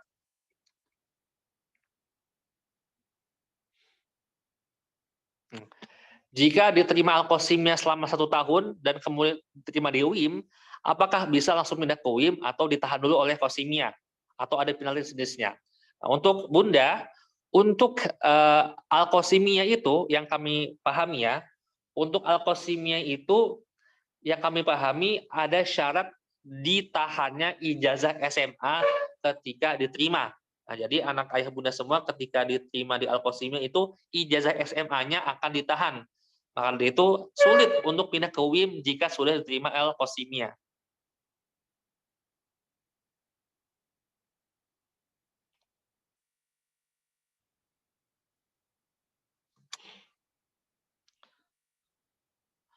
Bismillah, untuk syarat kuliah ke UIM, apakah harus hafiz 30 juz? Adakah standar minimal nilai rapot yang dicapai, TOEFL, dan sebagainya, dan mungkin kapan sebaiknya anak mengikuti bimbel? Oke, untuk kuliah di UIM sendiri, itu tidak harus hafiz 30 juz. Tidak ada sama sekali syarat hafiz 30 juz, kecuali jika anak ayah bunda ingin masuk ke Fakultas Al-Quran. Karena di Fakultas Al-Quran itu disyaratkan untuk hafal 30 juz, dan hafalannya itu akan dicek setiap semesternya. Gitu ya. Untuk fakultas lain tidak mensyaratkan hafal 30 juz. Dan untuk standar rapot dan lain sebagainya, TOEFL itu tidak ada ya, untuk TOEFL tidak ada. Untuk rapot terakhir tidak ada minimalnya, tapi setahu kami minimal dulu itu Jaid Jiddan ya, Jaid Jiddan atau 80 ke atas. Untuk sekarang kami perlu cek lagi, nanti akan kami beritahukan di grup.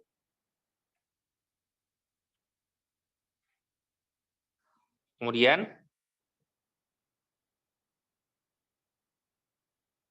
adik Ana saat ini kelas 12, 1 tahun halus khidmah, dan ijazahnya tertahan. Apakah bisa daftar ke WIM?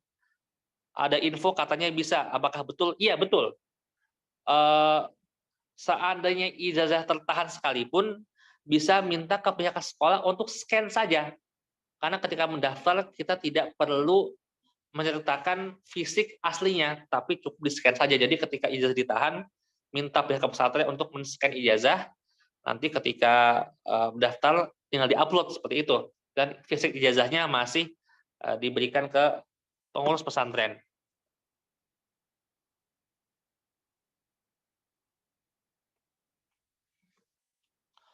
Untuk Qatar University, nah, untuk Qatar University sendiri yang kami dengar, itu beasiswa yang ada itu sangat jarang sekali Qatar University memberikan beasiswa kepada mahasiswa internasional. Jadi Bunda harus bedakan antara Uni Emirat Arab dengan Qatar ya. Kalau dari Qatar itu beasiswa sedikit, kalau dari Uni Emirat itu banyak. Karena kami sudah membuka komunikasi dengan teman-teman kita yang ada di Qatar. Untuk Qatar itu tidak seperti Saudi, yang di mana Saudi itu sangat welcome terhadap orang asing, tapi di Qatar ini mereka kan negara kecil ya, jadi tidak terlalu memberikan kuota yang banyak beasiswa kepada mahasiswa luar negeri. Apakah ada mahasiswa UIM yang keterima sementara ijazah SMA-nya belum ada lah? Jawabannya adalah banyak, gitu ya, banyak sekali. Mahasiswa UIM keterima, tetapi sekolahnya belum ada, itu banyak.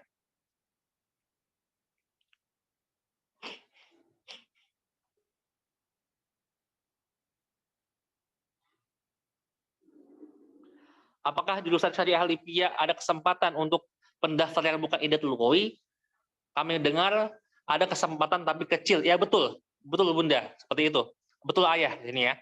Benar, masuk syariah itu kesempatannya kecil bagi non-Idatul Lughawi, tetapi ada, tapi sangat kecil. Kalau di angkatan kami dulu hanya 10% ya, dan 90%-nya itu diambil dari alumni Idatul Lughawi.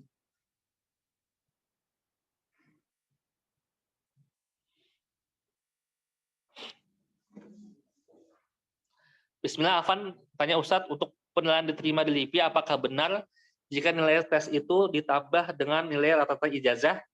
Jadi nilai ijazahnya berpengaruh, syukron. Nah, untuk LIPIA sendiri, kami tidak menemukan formula pasti tentang penerimaan LIPIA, standar penilaiannya seperti apa.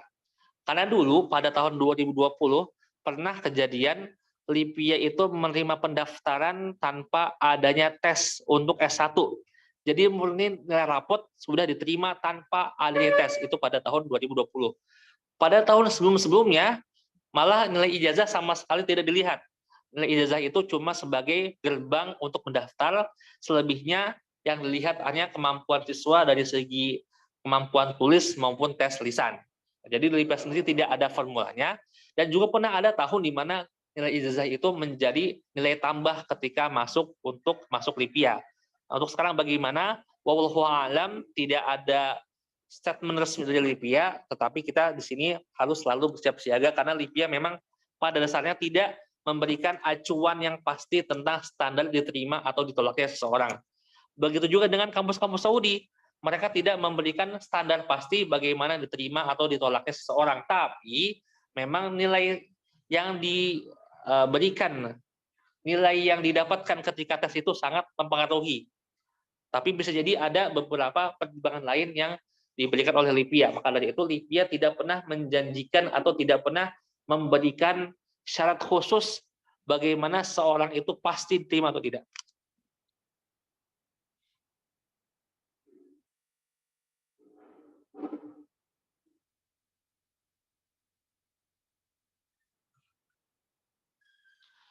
Nah, untuk kelas 12, ya itu sebaiknya menunggu ijazah keluar, Bunda.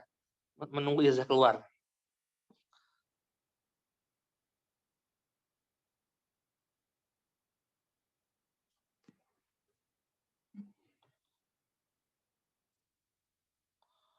Oke, sekarang mungkin Bunda ada yang ingin bertanya lagi, Ibu Ade atau yang lainnya, silakan.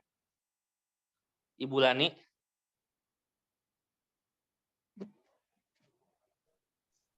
Assalamualaikum Ustadz. Ya Bunda, salam. Anak saya sekarang kelas 11 Ustadz. Kebetulan, bukan kebetulan sih, Masya Allah juga, beliau sudah izin ke saya maunya memperdalam, maksudnya melanjutkan kuliahnya itu yang memperdalam hadis Ustadz. Masya Allah, tabarakallah. Ya, sementara saya sendiri awam Ustadz, artinya saya juga nggak ada. Sekarang beliau mondok di Dar El Qolam. Oh, Tangerang ya? Iya, Dar El Qolam Tangerang. Nah, saya sendiri awam Ustadz sama sekolah yang pondok pesantren kayak gitu-gitu sama perkuliahan di Timur Tengah. Nah, pertanyaan saya, kalau melihat mendengarkan tadi paparan Ustadz kan kecil sekali kemungkinan akhwat itu untuk mendapatkan beasiswa kuliah di Arab Saudi ya Ustadz. Ya betul. Walaupun saya juga belum tahu yang ini ada tadi yang nyebutin Universitas Princess Naura, King Saud dan Talbiyah tadi kalau nggak salah itu katanya memungkinkan untuk akhwat nggak usah pakai mahram.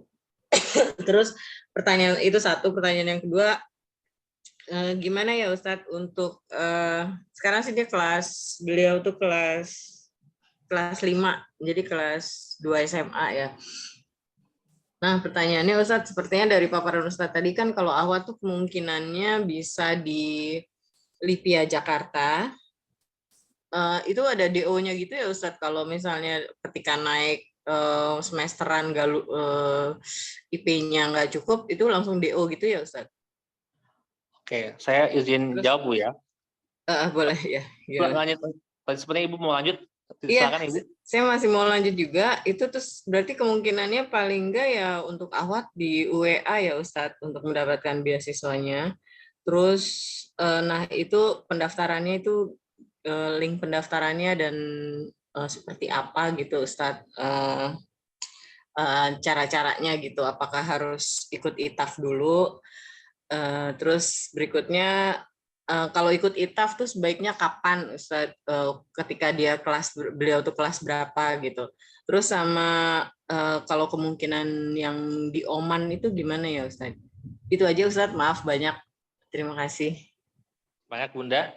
Untuk yang pertama tentang kampus Saudi, saya sebutkan 3 kampus yang tidak mensyaratkan mahram, yaitu King Saud University, yang kedua Princess Naura, yang ketiga adalah Thayyibah. Thayyibah itu terletak di depan Universitas Islam Madinah, jadi kota Madinah. Untuk King Saud di kota Riyadh dan Princess Naura di dekat Riyadh juga. Nah, untuk yang kami dapatkan informasinya, untuk King Saud kami pribadi belum pernah, walaupun tersebar berita bahwa tanpa syarat mahram, tapi data yang kami dapatkan, kami belum pernah menemukan satupun mahasiswa Indonesia yang berhasil masuk KSU atau Thayyibah tanpa mahram. Itu yang kami dapatkan ya.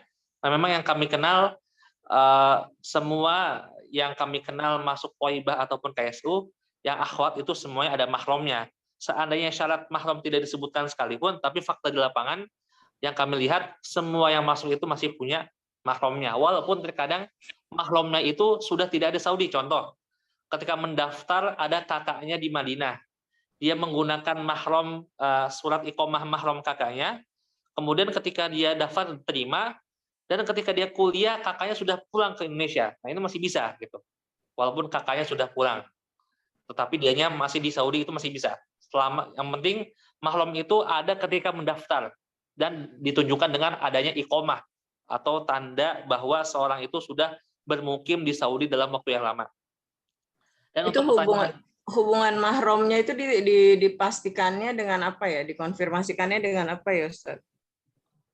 Nah itu biasanya kampus meminta kita data tambahan ya, bisa dengan kakak atau dengan penjelasan dari RT RW yang berupa, bukan RT RW ya, dengan pihak terkait yang berupa tulisan itu. Kami pribadi biasanya paling sering menemukan mahram itu dari segi suami istri, itu paling banyak.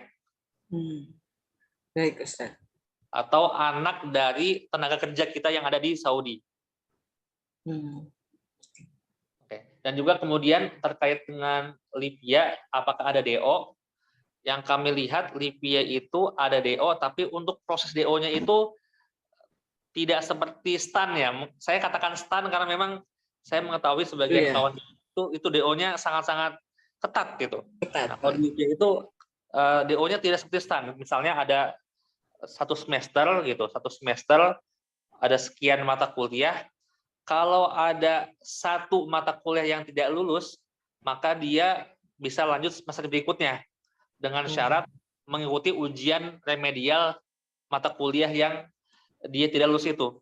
Tetapi kalau ada 3 mata kuliah yang tidak lulus, maka dia tidak boleh naik semester dan harus mengulang 3 mata kuliah yang dia tidak lulus itu. Dan untuk sampai ke DO itu saya kurang paham ya, karena memang saya jarang sekali mendengar mahasiswa LIPI itu di DO karena nilai. Itu memang yang sudah kebangetan sekali Bunda biasanya, yang sudah terlalu susah untuk naik. Jadi saya jarang DO karena nilai. Mungkin DO karena masalah pribadi ada ya gitu. Mungkin ada mahasiswa yang tersinyalir melakukan sebuah pelanggaran pidana atau segala macam, itu bisa kena DO. Tapi kalau karena nilai, kami belum pernah melihatnya gitu. Baik. Walaupun ada mekanismenya. Dan terakhir apa Bunda tadi? Untuk yang WA, link untuk WA. Oh ya, link nanti mungkin kami sebarkan di grup ya, karena memang pendaftaran sudah dibuka dari 9 Maret sampai Juli 2023. Itu pendaftarannya kan kalau ada beasiswa yang cukup melampirkan nilainya sampai semester 5, Ustadz. Kalau untuk di WA sendiri harus sampai semester 6, ijazahnya beneran udah keluar atau cukup baru keterangan lulus aja, Ustadz? Oh, itu kami cek lagi Bunda ya, karena memang saya belum mengecek ulang bagaimana Uni Emirat tahun ini, karena setiap tahun kadang berubah, perlu kami cek dulu. Kalau dulu biasanya harus sudah beres SMA dulu biasanya. Ya baik Ustadz. Berikutnya yang itu Ustadz yang bisa ya berarti kalau ikut ITAF dulu gitu sebaiknya kapan Ustadz kalau mau ikut ITAF? Kalau kami nilai memang sebaiknya ketika kondisi anak dari Bunda ini sudah tidak terkait dengan pesantren. Contohnya ketika kelas 11 itu kan masih ada kewajiban di pesantren kan. Dan untuk ikut ITAF itu tidak bisa, sebenarnya sangat tidak direkomendasikan karena nanti anak Bunda kesulitan untuk ikut ITAF. Mungkin sebaiknya ketika baru lulus gitu ya, ketika baru lulus nanti ikut belajar dengan ITAF, karena memang kita lihat fakta di pesantren itu biasanya anak IPA atau IPS itu mereka sangat gigih mempelajari soal-soal masuk PTN. Sementara anak agamaan biasanya kipas-kipas santai karena mereka tidak ada bahasanya, tidak menemukan ujian yang menakutkan seperti PTN gitu. Jadi mungkin baiknya setelah lulus semester 2 di SMA, karena memang sebagian dari kawan-kawan adik kelas kita itu mereka tidak ada persiapan khusus untuk lanjut kuliah, tergolong terkesan santai.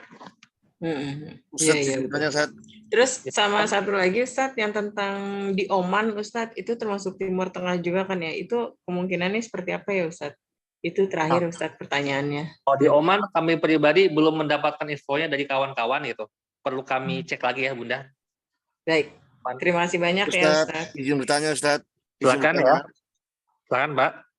Ustadz, kalau sekiranya tadi kan Ustadz menjelaskan tentang SMA atau MA, dia lebih fokus pada perguruan tinggi Ustadz ya, negeri ya. Ya. Bagaimana kalau seandainya anak-anak sekarang kelas besok insya Allah tahun depan 3 alia Ustadz di Pondok Jabal Thorik.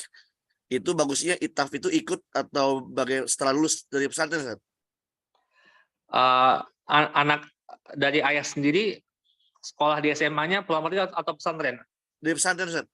Oh, kalau pesantren mungkin sebagai setelah lulus, karena memang kalau ketika masih aktif sulit untuk mengakses kelas dan juga melihat rekaman kelas itu terasa sangat sulit ya. Nanti akan banyak izin segala macam. Oh gitu. Apa akan nanti mungkin dia ada pengabdian dulu setahun baru bisa kali ya? Pas Oh, dia pengabdian. mungkin bisa ya pengabdian. Kan memang saya lihat memang banyak sekali dari siswa kami yang merupakan siswa pengabdian, entah itu pengabdian di pesantren Al-Irsyad banyak, pengabdian Al-Irsyad atau dari Ibnu Taimiyah Bogor dan lain Oh sebagainya. gitu, iya. Berarti lebih baik nunggu pas pengabdian baru bisa ikut itaf ya? Pokoknya waktu di mana kemungkinan anak dari ayah sendiri bisa mengakses teknologi lebih bebas. Ya. Khair Ustaz, insyaallah. Jazakallah khair Ustaz. Barofik. Iya, Ustaz. Oke. Mungkin ayah bunda semua ya? Afwan Ustadz masih bisa tanya? Iya. Mengenai bimbel itaf itu, yang mau saya tanya itu efektivitas online dengan offline itu seberapa jauhnya ya? Nah ini untuk ya. Untuk menjangkau offline ya kami sih tinggal di Cikarang, jadi kalau untuk setiap hari juga ya anaknya menuju ke kemana-kemarin saya dapat alamat Pasar Minggu ya Ustadz ya? Betul ya. Ya itu, ini mamanya nih masih agak berpikir juga gitu. Karena anak bunda laki-laki perempuan? Laki-laki. Laki. Oke. Ini memang apa ya? Untuk Cikarang dan Pasar Minggu itu kami lihat jaraknya lumayan berisiko juga bunda ya pulang pergi gitu. Betul. Mungkin kalau saya pribadi lebih menyarankan online karena memang saya pribadi sudah mengetahui nih di Pasar Minggu ke Cikarang tuh bagaimana perjalanannya dan juga capeknya nanti dari anak bunda sendiri. Tapi memang kami lihat dari segi antusiasme sangat berbeda antara yang online dengan offline. Dari segi jarak mungkin online itu mereka dimudahkan semua, tetapi itu berdampak pada antusiasme. Karena ketika offline, mereka lebih terpacu untuk hadir di kelas dan juga memperhatikan. Kalau online, yaitu ada yang sambil nyambi ini itu gitu biasanya. Iya, itu anaknya sih mintanya yang offline. Cuma kalau yang saya masih pikirkan itu jarak tempuhnya itu. Iya, jarak tempuhnya ya itu mungkin bisa mungkin bisa bunda konsultasikan lagi ya dengan anak bunda seperti apa baiknya karena memang Cikarangnya lumayan ya gitu. Pendaftaran paling akhir itu kapan ya Ustaz? Pikir anak sebelum dimulai dulu. Biasanya sebelum dimulai pelajaran. Oh masih bisa ya? Karena memang sebelum dimulai kita harus membagikan buku ke setiap peserta gitu. Kalau sudah dicetak tidak ada tambahan lagi gitu. Oh baik.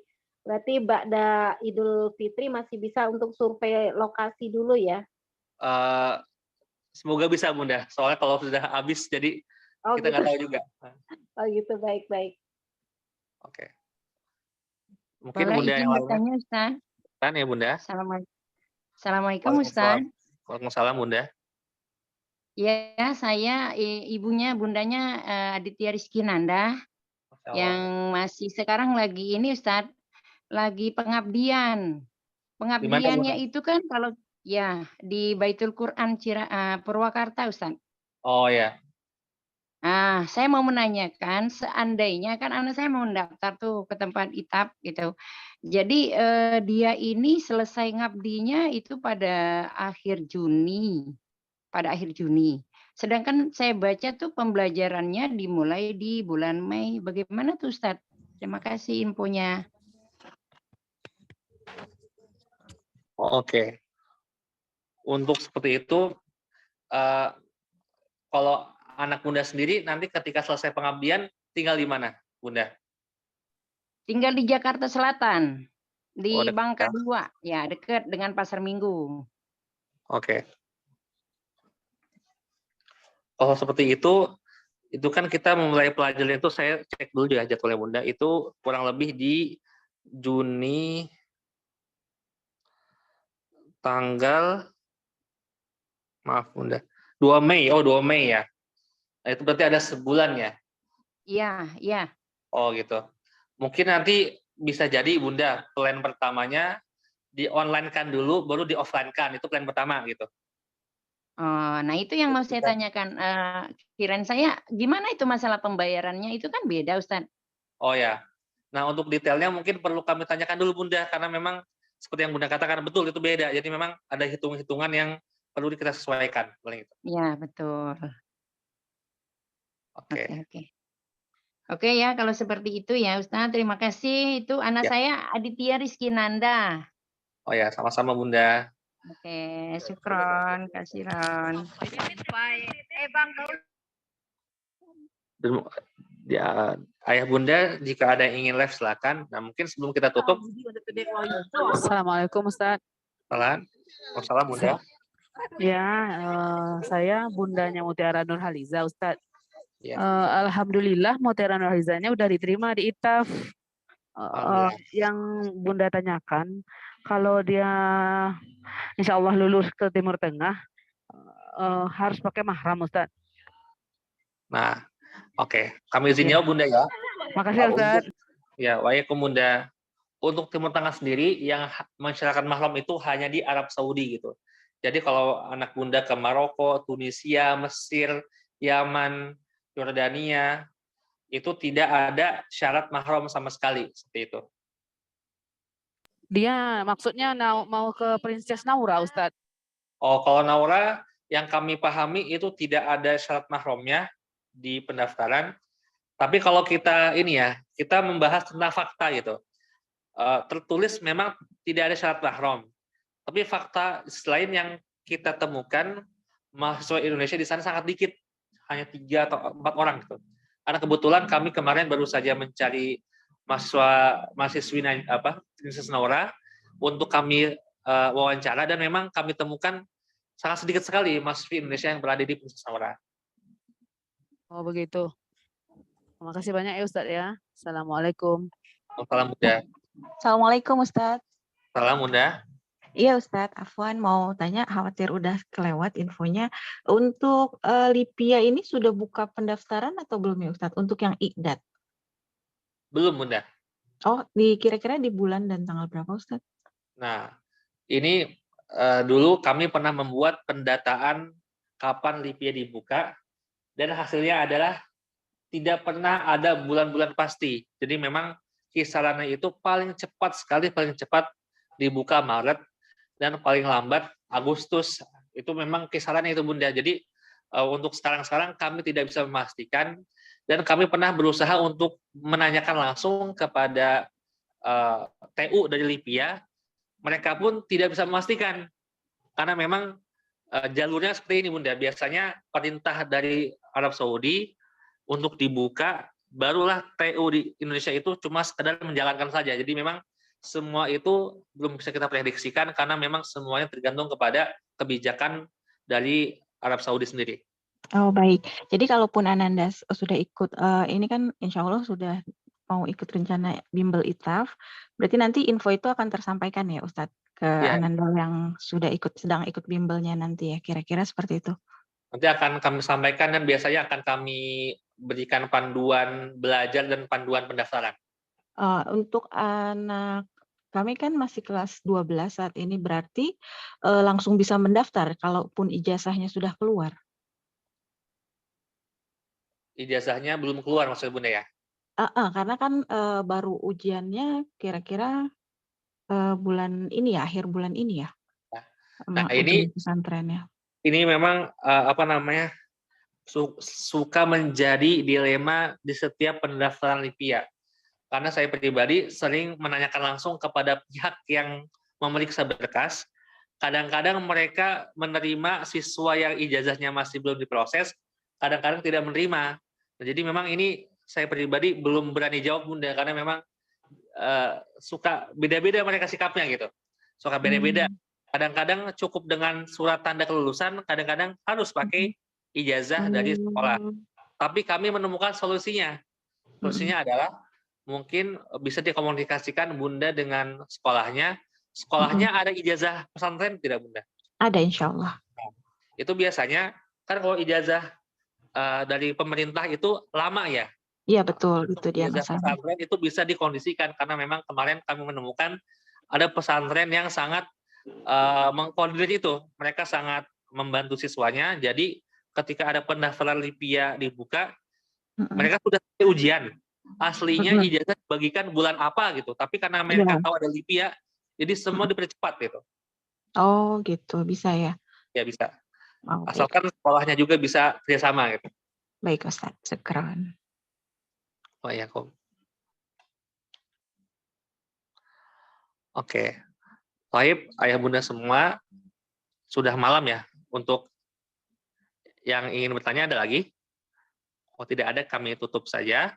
Dan bila ada hal tambahan, bisa ayah bunda tulis di grup ya. Mungkin dalam waktu dekat ini, tidak kami jawab secara langsung, tetapi kami menjawab dengan sistem kolektif gitu. Jadi pertanyaan dikumpulkan, baru kami jawab. Seperti itu. Baik. Semoga apa yang kami sampaikan, ya. Silakan, Bapak. Afwan Zat, untuk WA kemarin baca-baca di grup katanya kalau biaya pertama bulan pada waktu berangkat itu biaya pribadi. Oh ya. Sama hidup biaya sebulan di sana. Oh, seandainya benar mungkin ini ya. Itu kami belum update lagi, nanti ke depannya akan kami cek lagi ya, dan kami tanyakan langsung. Kebetulan ada beberapa alumni ITAF yang sedang kuliah di sana, nanti akan kami tanyakan langsung Pak ke mereka ya. Siap, siap. Karena memang yang namanya informasi kampus, itu terutama Arab Saudi dan kampus lainnya, itu tiap tahunnya suka ada perbedaan kebijakan. Contohnya LIPIA dulu, pernah ada kebijakan IDAT itu nilai minimal 80. Pernah jadi 87. Sekarang 80 lagi. Pernah 85 gitu. Jadi memang kalau ditanya IDAT berapa minimal, itu jawabannya bervariasi, tergantung tahunnya berapa. Tapi untuk Alkosimia, setahu kami biasanya jarang mengubah kebijakan. Baik, ayah bunda semua, kita cukupkan pertemuan kita pada kesempatan malam hari ini. Untuk pertanyaan berikutnya, bisa ayah bunda tulis di grup dan akan kami jawab secara kolektif ya. Secara kolektif, tidak kami jawab langsung, melihat waktu yang terbatas. Jika ada kesalahan, kami ucapkan permohonan maaf, dan juga kami doakan semoga anak ayah bunda semua dapat mendapatkan apa yang didambakan, dan juga tentunya dapat diridhoi oleh Allah Subhanahu wa Ta'ala, dan diberkahi segala urusannya. Amin ya Rabbal Alamin. Kita tutup dengan hamdalah, alhamdulillah alamin, subhanakallahumma wa bihamdika, asyhadu an la ilaha illa anta, astaghfiruka wa atubu ilaik. Assalamualaikum warahmatullahi taala wabarakatuh. Waalaikumsalam.